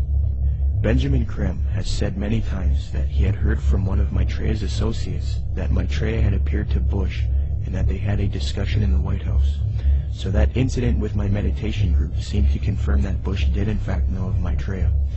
I do know people in the White House have been visited by Maitreya many times, and the people I'm talking I've seen on the front page of the Washington Post standing next to the president." In a December 19, 2008 London Telegraph article, Major Media Organization, Mick Brown praises Maitreya and Benjamin Creme, stating, quote, "This week has come encouraging news for anyone with an interest in signs and wonders, or desperate for a chink of light in the prevailing gloom, which probably means most of us. A savior is at hand."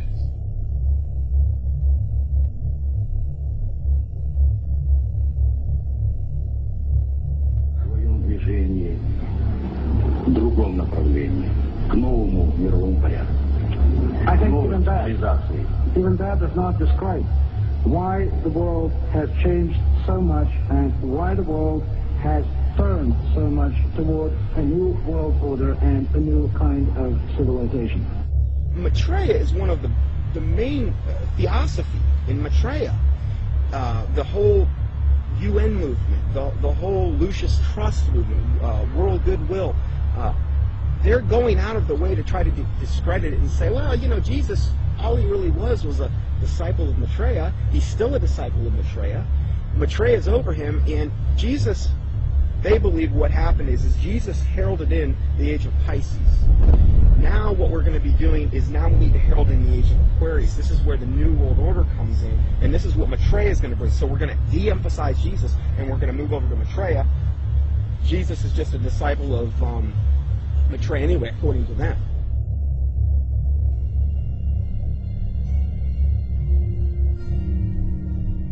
In 1919, the theosophist Alice Bailey was supposedly contacted by one of these ascended masters known as the Tibetan Dijwal Kul.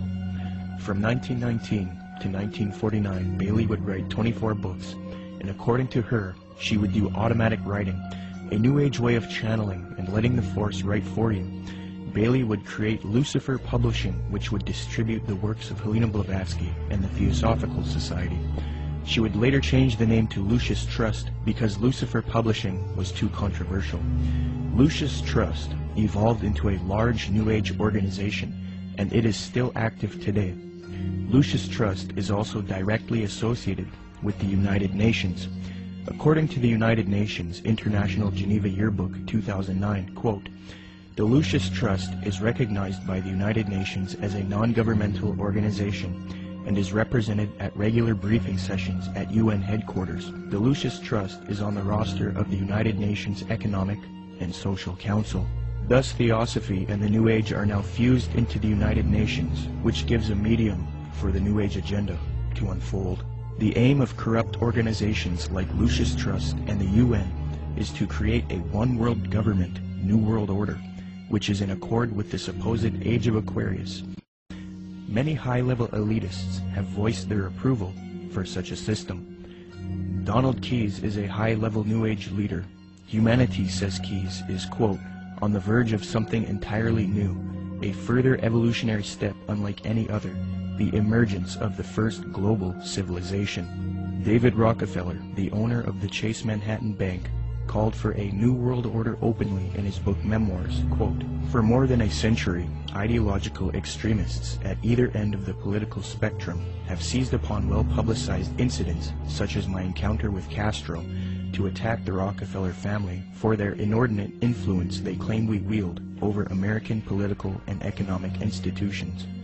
Some even believe we are part of a secret cabal working against the best interests of the United States, characterizing my family and me as internationalists, and of conspiring with others around the world to build a more integrated global political and economic structure. One world, if you will. If that's the charge, I stand guilty, and I am proud of it," unquote. American foreign policy analyst and former Deputy Secretary of State Strobe Talbot advocated globalization and world government in Time magazine, July 20th, 1992 edition. He remarks, quote, "Here is one optimist's reason for believing unity will prevail over disunity, integration over disintegration. In fact, I'll bet within the next 100 years, I'm giving the world time for setbacks and myself to be out of the betting game, just in case I lose this one. Nationhood as we know it will be obsolete. All states will recognize a single global authority, a phrase briefly fashionable in the mid-20th century, citizen of the world, will have assumed real meaning by the end of the 21st. All countries are basically social arrangements, accommodations to changing circumstances, no matter how permanent and even sacred they may seem at any one time. In fact, they are all artificial and temporary," unquote. Mikhail Gorbachev, previously noted, stated, quote, "The threat of environmental crisis will be the international disaster key that will unlock the New World Order," unquote. Gorbachev also remarked, quote, "We are moving toward a new world order, the world of communism. We shall never turn off that road," unquote. New Ager and student of Alice Bailey, Robert Mueller, former Secretary General of the United Nations, gave this frightening admission, quote, "We must move as quickly as possible to a one-world government, a one-world religion, under a one-world leader," unquote. The esoteric Zeitgeist movement promotes a world system, resource-based economy with absolutely no money, a technotronic society where machines play a big role. The Zeitgeist movement seeks to grow out of capitalism, free markets, profit motive, and scarcity, which they believe are responsible for aberrant behavior. Many people have concluded that the Zeitgeist utopian system is socialistic and communistic. For example, after watching Zeitgeist Addendum, author and political lecturer G. Edward Griffin was convinced that Zeitgeist is advocating a Marxist socialist world system. He states, quote, "Perhaps the biggest insult to our intelligence is the main theme of the program. It is that profits are the root of all our problems today. That being the case, we must change mankind to reject profit, and we must work together on some other basis. It is never quite clear what that basis is, but whatever it is, it will be administered and directed by an elite group, at least in the beginning." I was stunned by the fact that this is pure Marxism. Marx theorized that people had to be re-educated in labor camps if necessary, to cleanse their minds of the profit motive. He and his disciples, such as Lenin and Stalin and Khrushchev, said that eventually the character of man would be purged of greed, and then the state would wither away because it no longer would be needed. Sure, we saw that in the Soviet Union and China, right? Yet this Marxist nonsense is exactly what is offered in this video program. It is communism without using the name. The enemy of mankind is not profit. It is a political system of big government. Yet this program is supportive of some of the most notable big government collectivists on the planet. Marxist-Leninists may be enemies of collectivists in Washington, D.C., but they are collectivists in their own right. The communist model is no better than the Nazi model. Samuel Adams, a patriotic founding father of America, repudiated communist and socialist ideas. The utopian schemes of leveling, redistribution of wealth, and a community of goods, central ownership of the means of production and distribution, are as visionary and impractical as those which vest all property in the crown.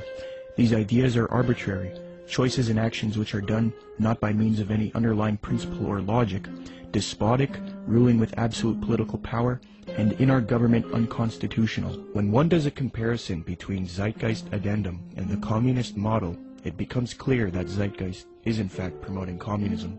N.B. Godke, in the work Encyclopedic Dictionary of Economics, defines full communism based on the ideals of Marx and Engels and others as, quote, 1. Social wealth will be distributed according to human needs, meaning things that are scarce will be distributed first to those who need them the most. Zeitgeist proposes having an abundance of resources and no scarcity, and thus the idea of distributing wealth according to human needs is rendered obsolete. On this point, they have merely updated the communist model by eliminating scarcity. 2. The state will wither away, as there is no need for coercion. The state does nothing because there is no state. There is no state. 3. Social classes will not exist. Zeitgeist states, the process which has been going on for centuries, if not millennia, religion, patriotism, race, wealth, class, and every other form of arbitrary separatist identification thus conceived, has served to create a controlled population utterly malleable in the hands of the few. 4. It will be a moneyless economy. Zeitgeist's associate Jacques Fresco states the system uses no money. 5. It will be a command economy. In other words, government planners decide which goods and services are produced and how they are distributed. According to Zeitgeist, distribution of goods and services without the use of money or tokens would be accomplished by establishing distribution centers. These centers would be similar to expositions, where the advantages of new products are explained and demonstrated. Exhibition centers will display what is new and available and will constantly be updated. So as you can see, a side-by-side comparison between the communist model and the Zeitgeist model shows how similar the concepts are.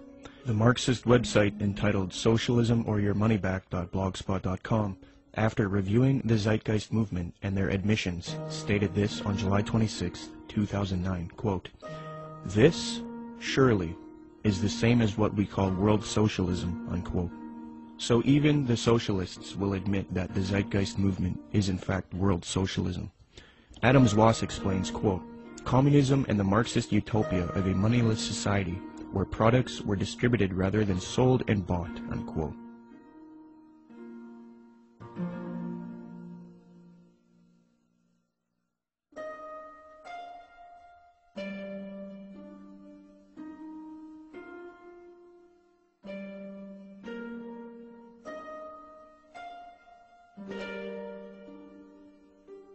Zeitgeist's main source, Acharya S., promoted the founder of communism, Karl Marx, on her website. It no longer looks like this, but using archive software, you can see how her website looked in the years past. She quotes Karl Marx, defaming religion, thus showing her support of Marx and communism. Many people have noticed that the modern New World Order, as advocated by the elite, contains communist ideals within it. So it seems that Zeitgeist is helping the New World Order with their utopian approach rather than destroying it. They had a biblical philosophy. They gave us a republic. When Ben Franklin walked out of the building, one of the ladies said, "Mr. Franklin, what kind of government did you give us?" He said, "A republic, if you can keep it." Republics are hard to keep. We've lost ours, folks. We are not a republic anymore. We have degenerated to a democracy, and the next step is totalitarianism. We're that close to becoming a totally socialistic and then communistic country in America. You watch, it's going to happen real soon. What they're going to do next time is manufacture a depression, coming real soon probably, collapse the U.S. economy, which can easily be done overnight. And then everybody will line up and say, "Oh, hey, we're starving. What can we do?" They're going to say, "You know, we really got a problem. We need to solve this." Constance Cumby recognized that the New Agers desire a communist world system, quote, "The New Agers feel that the program they are offering the world would satisfy the basic desire of communists in that it proposes a form of world socialism." These books were calling for a new world order with an accompanying global food redistribution program aided, of course, by modern technology, i.e. computers, unquote. A redistribution program aided by modern technology and computers is exactly what the Zeitgeist movement is advocating. Notice how similar Zeitgeist's plan is to the New Age agenda just mentioned in Constance Cumby's book. In the Zeitgeist Orientation Lecture, Peter Joseph states, "Just as each city has a central organizational dome which functions as the brain along with its nervous system, consisting of computerized environmental monitoring via satellite and electronic probes, the larger world complex absorbs each city and monitors the broad spectrum of the environment, making sure there isn't a problem or material resource needed in any of the individual cities, while also regulating larger order processes for all the cities and the environment as a whole." Theosophist Alice Bailey concurs, quote, "The true communist platform is sound." Thus, it is not surprising why Zeitgeist advocates a similar system, as the connection they have to Theosophy and the New Age has already been established. Zeitgeist is merely the fulfillment of the New Age agenda, yet they are not telling you that. So the Theosophists and New World Order advocates would love nothing more than for people to join the Zeitgeist movement. In fact, at 47 minutes and 25 seconds into the Zeitgeist Orientation Lecture, Peter Joseph cites a quotation of Karl Pearson. What is interesting is that the man that Joseph admiringly appeals to support his worldview, Karl Pearson, was a notorious eugenicist and social Darwinist who advocated war against certain races. He was a socialist and contemporary of Karl Marx. In fact, Theodore M. Porter, in his work Karl Pearson, The Scientific Life in the Statistical Age, states, quote, "Pearson's appreciation of Marx was real, especially in early 1881. In his first essay on socialism, he called Marx, quote, one of the most extraordinary characters which this century has produced," unquote. New World Order research involving lectures, radio addresses, and writing used to be conducted by people such as William Cooper, Fritz Springmeier, John Todd, Randall N. Baer, and Kent Hovind. The unifying factor in all of these people was that they were all Christians. They would expose the New World Order and its New Age Luciferian communist aims.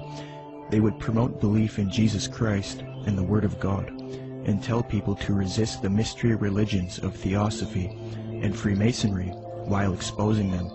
However, all of these men have either been murdered or framed and jailed, silenced. William Cooper was shot dead in 2001 as he was ambushed.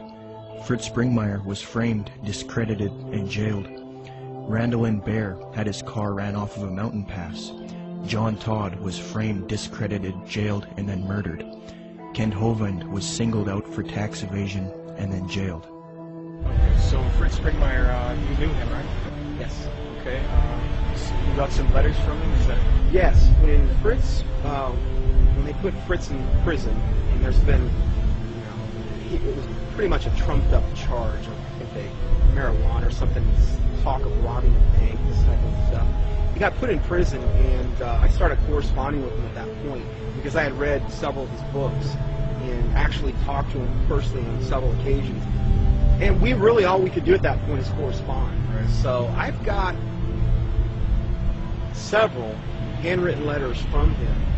And the last time I had heard from him was several years back, and he had been in it wasn't his fault, and I think it might have been arranged where he was in a fight. He didn't fight back. Yeah. The guy came and he told me that he was just using his head like a soccer ball, essentially. Really? Oh, it was sad. It was sad. And Fritz, he never complained in these letters, and never, it wasn't like he was like, oh, woe is me, I'm in prison and this or that. He always had a great attitude. He was trying to help other people in there. I believe he had a ministry going. And, I can't say enough good about Fritz Springmeier. Now that the Christian New World Order researchers have been silenced, the truth movement has been infiltrated by people who purport to be against the New World Order, yet they advocate the New Age religion, a new utopia, and they all speak against Christianity and the Bible. The people who took over the truth movement and who are allowed to live and teach the public, such as Jordan Maxwell, Michael Tessarion, Peter Joseph, David Icke, and others, all of these people have one unifying factor. They are all strictly against Christianity, and they are all heavily associated with the New Age, Theosophy, and Freemasonry. I think Jordan Maxwell is somebody who is just deceived. It's my personal opinion, and I could be wrong about this, that Jordan Maxwell is not a paid disinformation agent, or he's not somebody that is a high-level Satanist. I think that Jordan Maxwell is like many of us in the truth movement. We have been deceived by a lot of very clever disinformation. In his case, Blavatsky and the secret doctrine and that whole concept that really got him on a roll. Jordan Maxwell is a person who believes that the entities that he's involved with, that he had experiences with in the desert, etc., were Pleiadians. And I think that he thinks that they chose him to teach the world certain things. So in that context, it's very hard for him, or really anybody, to break free of that paradigm, because in that paradigm he gets to be this super special individual, and we all are vulnerable to that. If we have supernatural experiences where entities tell you that you are the chosen one and that you're going to do something, it's very hard not to believe them, because that's what you want. And so it's very hard, and of course, in doing so, in thinking, okay, these guys, these Pleiadians are on my side, when in actuality they're demons, they would coax him to do certain things, like he mentioned later, to go into these seances or whatever.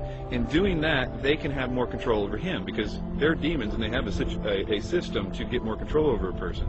And if they do that, then he can start to be used more thoroughly by them, and he can do exactly what he promised them that he would do, to be a channel for them. And that's what his life has been about, being used, despite his probably very good intentions. He has been a tool of the New World Order. And so my view is that Jordan Maxwell's ends up promoting the New World Order. In that particular session, he goes on to say that the New World Order, that a bad time is coming, but that time must come in order for it to be destroyed, to bring the birth of the New World Order. Out of chaos comes order. So he was saying that the old system must be destroyed to come the new system. And that is exactly what the double-headed phoenix rising out of the ashes is all about. The old system of the New World Order is what we see building up all around us. It is going to get really, really bad, but it is going to be destroyed, in a sense, because that faucet is being run by evil. We all know that the things that are happening to the world right now are being done because of evil. So if evil's causing all those things, evil can also turn that faucet off at just the right time in order to make it seem like whoever stopped it, and therefore is the savior. So that new system will seem like the utopia that Jordan Maxwell says we all need to wait for. It's interesting that he says that at that time that's when the aliens or gods are coming back to stop it. That's the deception. That's what the people in the have been saying of the occultists, saying that that's what the demons are going to do for a long time. It's easy to be seduced, especially in Tsarion's case, who was raised since 11 years old saying this is truth. He was raised by Rosicrucians, raised by these people by his own admission. He was doing the tarot cards at the age of 11 by his own biography. This is the example of being raised in a system, being told one thing is true and the other thing is not. It's biased is what it is, but nevertheless, I think in that reason these people deserve our sympathy. One way or the other, they are deceived. Even if they are intentionally doing it, which is possible in the case of Tsarion, and it's possible in the case of Maxwell too, I suppose. Even if they're intentionally doing it, they have to deserve our sympathy and even our prayers, because even if they're intentionally doing it, they're still deceived. But to wrap that up, Blavatsky and everything that came out of that was what 1 Timothy calls the doctrines of demons, and in the last days people will believe. The New Age and all of that was birthed by Blavatsky, and the New Age ideas will be used to bring in this new world order.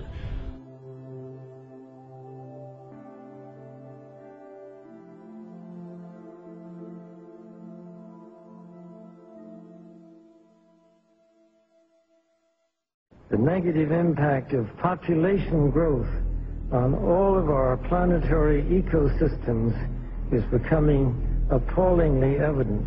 Unless nations will agree to work together to tackle these cross-border challenges posed by population growth, overconsumption of resources, and environmental degradation, the prospects for a decent life on our planet will be threatened. But this callous disregard for the right to life of every human on the face of the earth has been predicted before in the New Testament. John was moved to write, quote, "Yea, the time cometh, that whosoever killeth you will think that he doeth God's service," unquote. The New World Order, ladies and gentlemen, will sail in on a sea of blood. The same New Agers who called for peace, love, harmony, and world unity, when confronted with separatists, for example, fundamentalist Christians, you start to see a darker side to them. They do not appreciate people who will not adopt their New Age views. For example, a major New Age figure, David Spangler, who was in a group known as Planetary Citizens, which was a UN group, stated something to the effect of, we can take all the marshmallows, all the scriptures, all the tablets, and have a jolly good bonfire. So essentially, he's promoting the abolition of these faiths. Similarly, Maharishi Mahesh Yogi, the influential New Age guru sought out by the Beatles, stated, quote, "There has not been and there will not be a place for the unfit. The fit will lead, and if the unfit are not coming along, there is no place for them. In the place where light dominates, there is no place for darkness." See, in his thinking, the fit are the New Agers, and the unfit are those who do not adopt the New Age beliefs. People who are, for example, fundamentalist Christians, Jews, people like this. So essentially, you see a lot of intolerance within the New Age movement. It's not all nice and dandy with these people. You know, they have the mask, they have the appearance of peace, love, harmony, but in their writings, they do come out and say that there is no place for Christians and people who do not accept their beliefs. In the book of Co-Creation, New Age leader Barbara Marx Hubbard states, quote, "Out of the full spectrum of human personality, 1/4 is electing to transcend, 1/4 is resistant to election. They are unattracted by life ever evolving.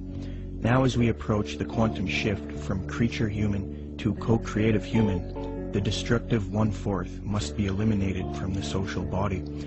Fortunately you, dearly beloveds, are not responsible for this act. We are. We are in charge of God's selection process for planet Earth. He selects, we destroy. We are the riders of the pale horse, death."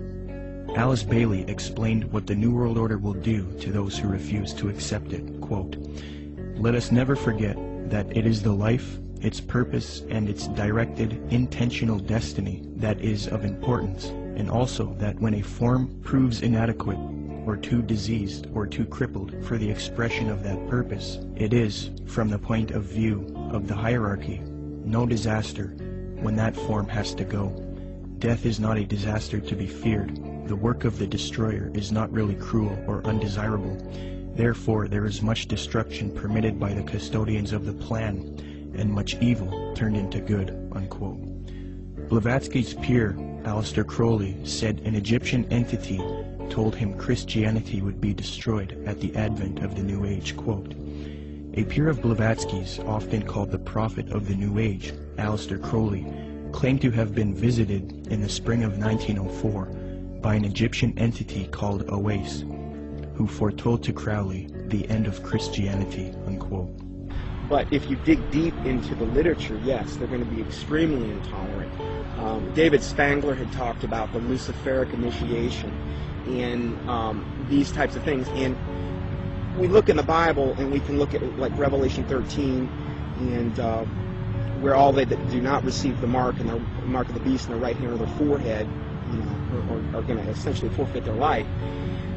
This is how intolerant it's going to become. It's going to be their way or no way. And so, no, they're not going to have any tolerance. I think at first they're going to come as real nice guys, though. I don't think they're going to do that right off the bat.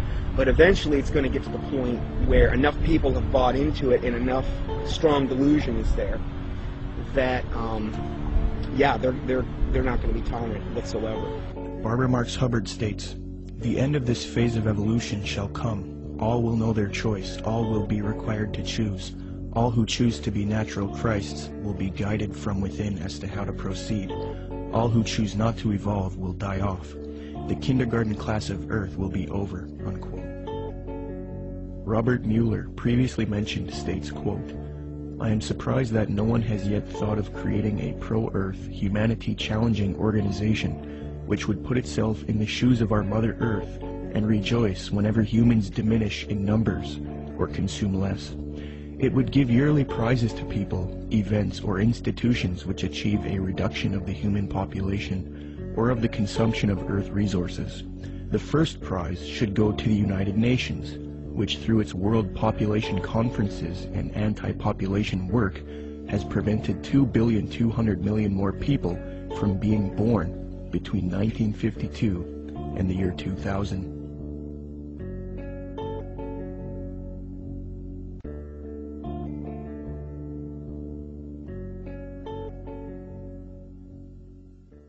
The more you look into where the 2012 ideas originated, and honestly, most of the 2012 theories are relatively new. That is, people attaching significance to the fact that the Mayan calendar ends. And almost without exception, they are by people that are channeling entities. A lot of times they say it's the Pleiadians that they're talking to, or the Syrians, or in the case of David Wilcock, it's Ra and Seth.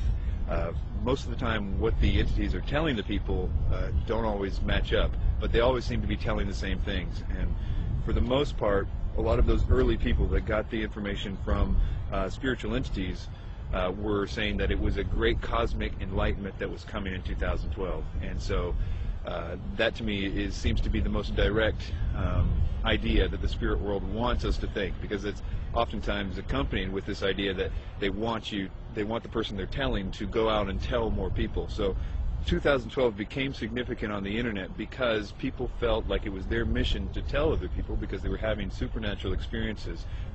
Most of the 2012 theories will fall into one or two categories. Either they're going to be, that in 2012 there's going to be some great enlightenment. They say it's a spiritual evolution or a consciousness shift or a vibrational change or something to that effect. And the other half of it seems to be more about a cataclysmic events that are going to happen in 2012. Usually, they're based off the idea that the Mayan calendar ends or restarts in 2012. 2012 is being pushed on the public through books, documentaries, speakers, and even major motion pictures. We are meant to believe that December 21st, 2012 will either be a catastrophe for humanity or a time when there is a consciousness enlightenment and a world shift, a time when humanity evolves. However, when you consult the scholars who study the Mayan calendar, they don't seem to support these views at all. University of Florida anthropologist Susan Gillespie says the 2012 phenomena comes from the media and from other people making use of the Maya past to fulfill agendas that are really their own. Despite the publicity generated by the 2012 date, Susan Milbrath, curator at Latin American Art and Archaeology at the Florida Museum of Natural History, stated that, quote, "We, the archaeological community, have no record or knowledge that the Maya would think the world would come to an end in 2012. I think probably the most significant reason that all of them are wrong is because what they say that is going to happen in 2012 isn't. That is, although the Mayan calendar might be ending, there is no galactic alignment, whether it be the Earth actually won't be aligning with the center of the galaxy in the sense, and that actually won't happen for another 30 million years. So, and even if it was, there's no necessarily any evidence that anything would happen, but it's really a moot point because there isn't anything happening. Secondly, there is no actual alignment of the planets. It's another thing that people are saying is going to cause the enlightenment or the catastrophes. And this goes on and on. It's the same thing with the solar flares. It's the same thing with Planet X or Nibiru, or all those things aren't happening. And it's very interesting how you actually can go point by point and find out that each one of those supposed catalysts aren't true. Sandra Noble, Executive Director of the Foundation for the Advancement of Mesoamerican Studies in Crystal River, Florida, states, "To render December 21st, 2012 as a doomsday event or a moment of cosmic shifting," she says, "is a complete fabrication and a chance for a lot of people to cash in," unquote. Many people are indeed cashing in because of the 2012 hysteria, but the reason 2012 is being pushed on the public so much is because it is in 2012 when the elite occultists and the New Age advocates plan to usher in the Age of Aquarius one-world system. Siri Data, points out that the New Age consensus is that the Age of Aquarius one-world system will be ushered in 2012. Quote, "It is generally agreed that the actual time that we enter the Age of Aquarius will be 2012. Unquote.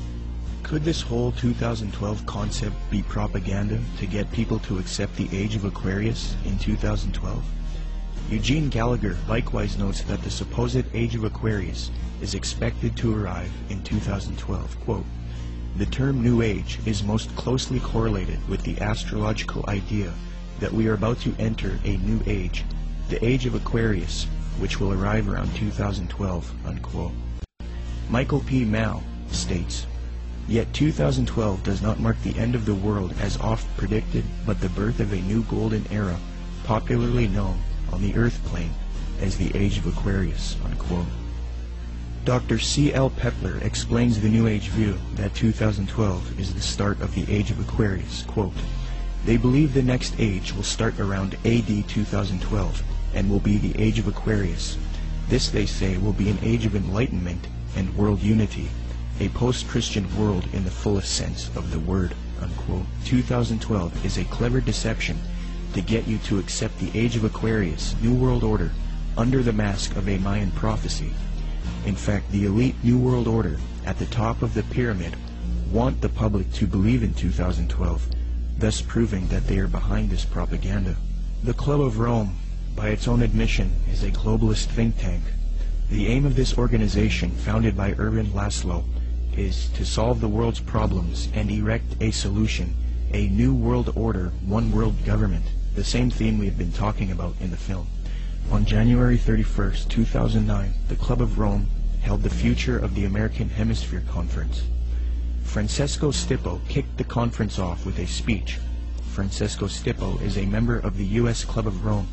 He authored the book World Federalist Manifesto, Guide to Political Globalization, where he states, quote, "Political globalization is the creation of a world government which regulates the relationships among governments." Well, founder of the Club of Rome, Erwin Laszlo, along with popular New Age author and student of Jiddu Krishnamurti, Deepak Chopra, along with globalist Mikhail Gorbachev, have all authored a book together entitled World Shift 2012. This book advocates the 2012 theories extensively, so it appears that the elite have vested interest in this 2012 hysteria, and they want the public to accept it. Erwin Laszlo's Club of Rome founded another spin-off organization called the Club of Budapest. Now, it is this elite organization, the Club of Budapest, which is promoting 2012 and the New Age ascension beliefs to the public. New Age members of the Club of Budapest include Robert Mueller, former General Secretary of the UN, and Barbara Marx Hubbard, who stated, quote, "We have been projecting the transformation in 2012. It is happening now," unquote. Founder of the Club of Budapest, Erwin Laszlo, is also featured on the Pro-2012 Ascension website, worldshift2012.org. This website heavily promotes the idea that the world is about to end in 2012 if there isn't a transformation based on consciousness resulting in a new global order. Under the Partners section of the website, the State of the World Forum, which Zeitgeist is connected to, is listed on the site. This ties the New World Order to 2012, in that the 2012 hysteria is being pushed by the New World Order to the public to rally humanity together for a one-world government. Under the endorsement section of the worldshift2012.org site, Mikhail Gorbachev is also listed. Mikhail Gorbachev, the Communist New World Order advocate. Thus, it is quite clear that the global elite want people to believe in 2012 so that they can achieve their Age of Aquarius one-world system, which they now claim will emerge in 2012. It's a very clever deception that a lot of people have fallen for. Will anything happen in 2012? Maybe. Will it have to do with any prophecy of Maya? No. If anything does happen, it will be the New World Order who engineers it and ushers in their global system.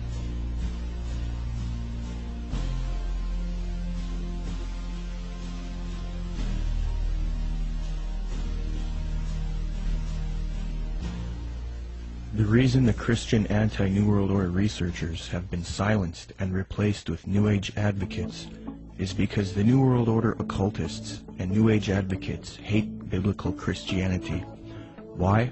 Because the Bible not only refutes their New Age beliefs, but it predicted their coming utopia, calls it out as an evil world system, and tells people to resist it.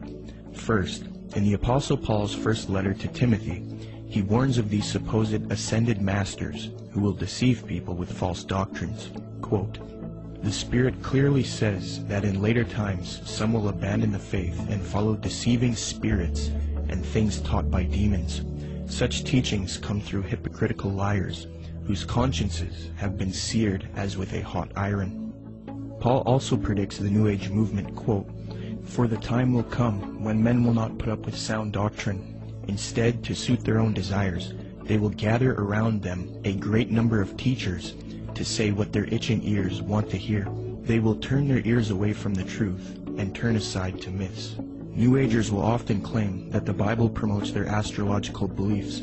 However, in the Old Testament book of Isaiah, astrology is forbidden and identified as an abomination to God. Quote, "Let now the astrologers, the stargazers, the monthly prognosticators stand up and save thee from these things that shall come upon thee. Behold, they shall be as stubble." Zeitgeist's main source, Acharya S., claims that Jesus talks about the age of Pisces in Matthew 28:20, which states, "And teaching them to obey everything I have commanded you, and surely I am with you always to the very end of the age." However, although the zodiac was around in 1st century Palestine, the age concept was not around yet, so the biblical writers could not have been referencing the astrological age. Dr. Noel Swerdlow, professor of astronomy and astrophysics at the University of Chicago, states, "Within which group of stars the vernal equinox was located was of no astrological significance at all. The modern ideas about the age of Pisces or the age of Aquarius are based upon the location of the vernal equinox in the regions of the stars of those constellations. So when this woman says that the Christian fish was a symbol of the coming age of Pisces, she is saying something that no one would have thought of in antiquity." Unquote. When Matthew 28:20 talks about the end of the age, or in Greek, the end of the eon, he is not talking about astrological ages, as this concept was not around yet. The age referred to is that of Jewish understanding. As J.P. Holding remarks, quote, "Zeitgeist is correct that when Jesus refers to the end of the eon, he doesn't mean the end of the world.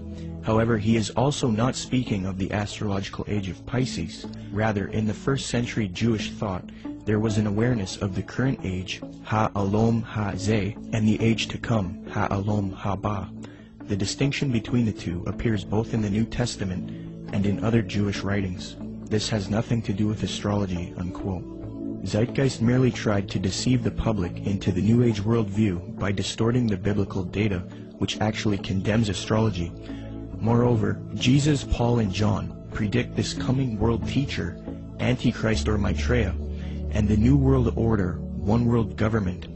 And it is this reason that the elite and the New Agers hate true biblical Christianity. Paul writes in 2 Thessalonians, quote, "That you not be quickly shaken from your composure, or be disturbed either by a spirit, or a message, or a letter as if it is from us, to the effect that the day of our Lord has come. Let no one in any way deceive you, for it will not come unless the apostasy comes first, and the man of lawlessness is revealed, the son of destruction, who opposes and exalts himself above every so-called God, or object of worship, so that he takes his seat in the temple of God, displaying himself as being God.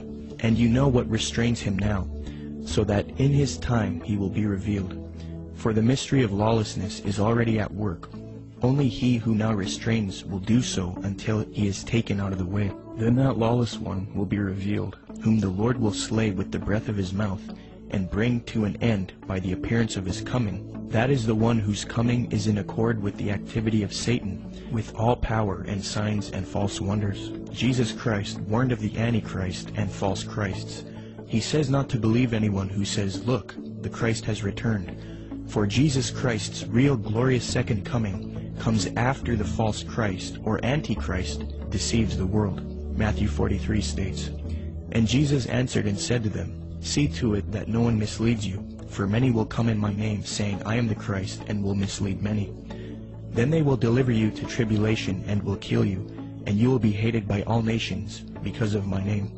Then if anyone says to you, Behold, here is the Christ, or there he is, Do not believe him, for false Christs and false prophets will arise, and will show great signs and wonders, so as to mislead if possible even the elect. Behold, I have told you in advance. So if they say to you, Behold, he is in the wilderness, do not go out. Or, Behold, he is in the inner rooms, do not believe them. For just as the lightning comes from the east and flashes even to the west, so will the coming of the Son of Man be. But immediately after the tribulation of those days, the sun will be darkened, and the moon will not give its light, and the stars will fall from the sky, and the powers of the heavens will be shaken. And then the sign of the Son of Man will appear in the sky, and then all tribes of the earth will mourn, and they will see the Son of Man coming on the clouds of the sky with power and great. In the book of Revelation, the Apostle John warns about this evil world teacher who humanity worships as he claims to be God. And he opened his mouth in blasphemies against God, to blaspheme his name and his tabernacle, that is, those who dwell in heaven. It was also given to him to make war with the saints and to overcome them. And authority over every tribe and people and tongue and nation was given to him. All who dwell on the earth will worship him. Everyone whose name has not been written from the foundation of the world in the book of life of the Lamb who has been slain. And he causes all, the small and the great, the rich and the poor, and the free men and the slaves, to be given a mark on the right hand or their forehead. And he provides that no one will be able to buy or sell, except the one who has the mark, either the name of the beast or the number of his name. Here is wisdom. Let him who has understanding calculate the number of the beast, for the number is that of a man, and his number is 666. John then talks about how the leaders of the world will form a one-world system and give authority to the Antichrist, or false world teacher. Quote, The 10 horns which you saw were 10 kings who have not yet received a kingdom, but they receive authority as kings with the beast for 1 hour. These have one purpose, and they give their power and authority to the beast. These will wage war against the Lamb, and the Lamb will overcome them, because he is Lord of lords and King of kings, and those who are with him are called and chosen and faithful. So if this Maitreya is real, and if he has the support of the New World Order, and if he plays a role in the coming world system, there is a high potential that he is in fact the Antichrist. We will have to wait and see. The Bible talks about how the real Lord Jesus Christ will return after this world system is created, and this world teacher deceives the planet. Revelation 6 says, Then the kings of the earth, the princes, the generals, the rich, the mighty, and every slave and every free man, hid in the caves among the rocks of the mountains. They called to the mountains and the rocks, Fall on us and hide us from the face of him who sits on the throne and from the wrath of the Lamb. For the great day of their wrath has come, and who can stand? The time that it's talking about in the Bible is actually going to be a time when the world is going to be extremely happy to be in this new system. And that includes people that right now think that they know all about the New World Order and all this stuff. Those people, included with the rest of the world, are going to be happy with being in the new system. What the Bible describes as something that is almost impossible to believe, in the sense that people are going to give their worship. These are politically correct people are going to give their worship to a man. That something is going to happen to cause them to worship a man, and that is something we're not ready for. It's something that political leaders don't right now do miracles, for the most part. That the whole concept requires new input. Something different has to happen. And I think that when you look at what the New Age is saying, what they say is going to happen, what every movie is talking about right now, this idea that there is a new rebirth coming, a New Age is going to be supernatural, that the aliens are going to come back, and all these concepts, if it really happened, we would be, many things would happen, not the least of which would be that we would, as a world, start to be believing in some new sort of doctrine, namely that God doesn't exist, but that we are gods ourselves. And the way that would function is that, here are aliens, and they were just like us at one time, and we're going to evolve like them and be more like them. That inherent in that is the idea that we are also gods. The message that the New Age elite don't want you to know is that there is one God, and 2,000 years ago, he entered into creation as Jesus Christ, lived a perfect, sinless life, and willingly died on the cross to pay for our sin. And if we accept Jesus Christ into our heart as Lord, and repent of our sin, then we are spiritually saved forever. It is this message that the New Agers hate and want to stamp out. But if you realize that the New Age and the New World Order doctrine is a lie and an abomination, and if you want true salvation and the power to stand with Christ against this coming system, say this prayer with me and become a true child of God. Lord Jesus Christ, I ask you to come into my heart as Lord. I accept what you did for me on the cross, dying for my sin. I repent of my sin and I wish to live a life for you, following your teachings found in the New Testament. Please forgive me of my wicked ways and transform me into a child of God. I pray in Jesus' mighty name. Amen. Come, Lord Jesus.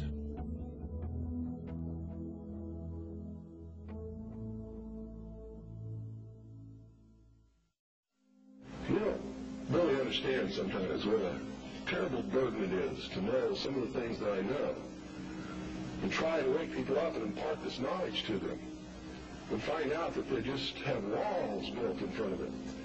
They want to be slaves. But we're making some chinks in those walls. You must publish only documented fact. And you must stay away from printing articles from people who will not document as fact what they put in their articles. That's why my broadcast scares the hell out of socialists. That's why in a White House memorandum I was named as the most dangerous radio host in America, not because I'm going to go out and shoot somebody, but because I shoot documented facts which cannot be refuted. That's why. That's what's dangerous. Seek ye the truth, and the truth will make you free, and nothing else will do it. Jesus Christ has never lied to anybody. Why won't you listen to him? Don't spread a rumor. Spread the truth. Document it. Prove it. Make it irrefutable, and you too will become dangerous to those who admire us in lies and enslave us in socialism.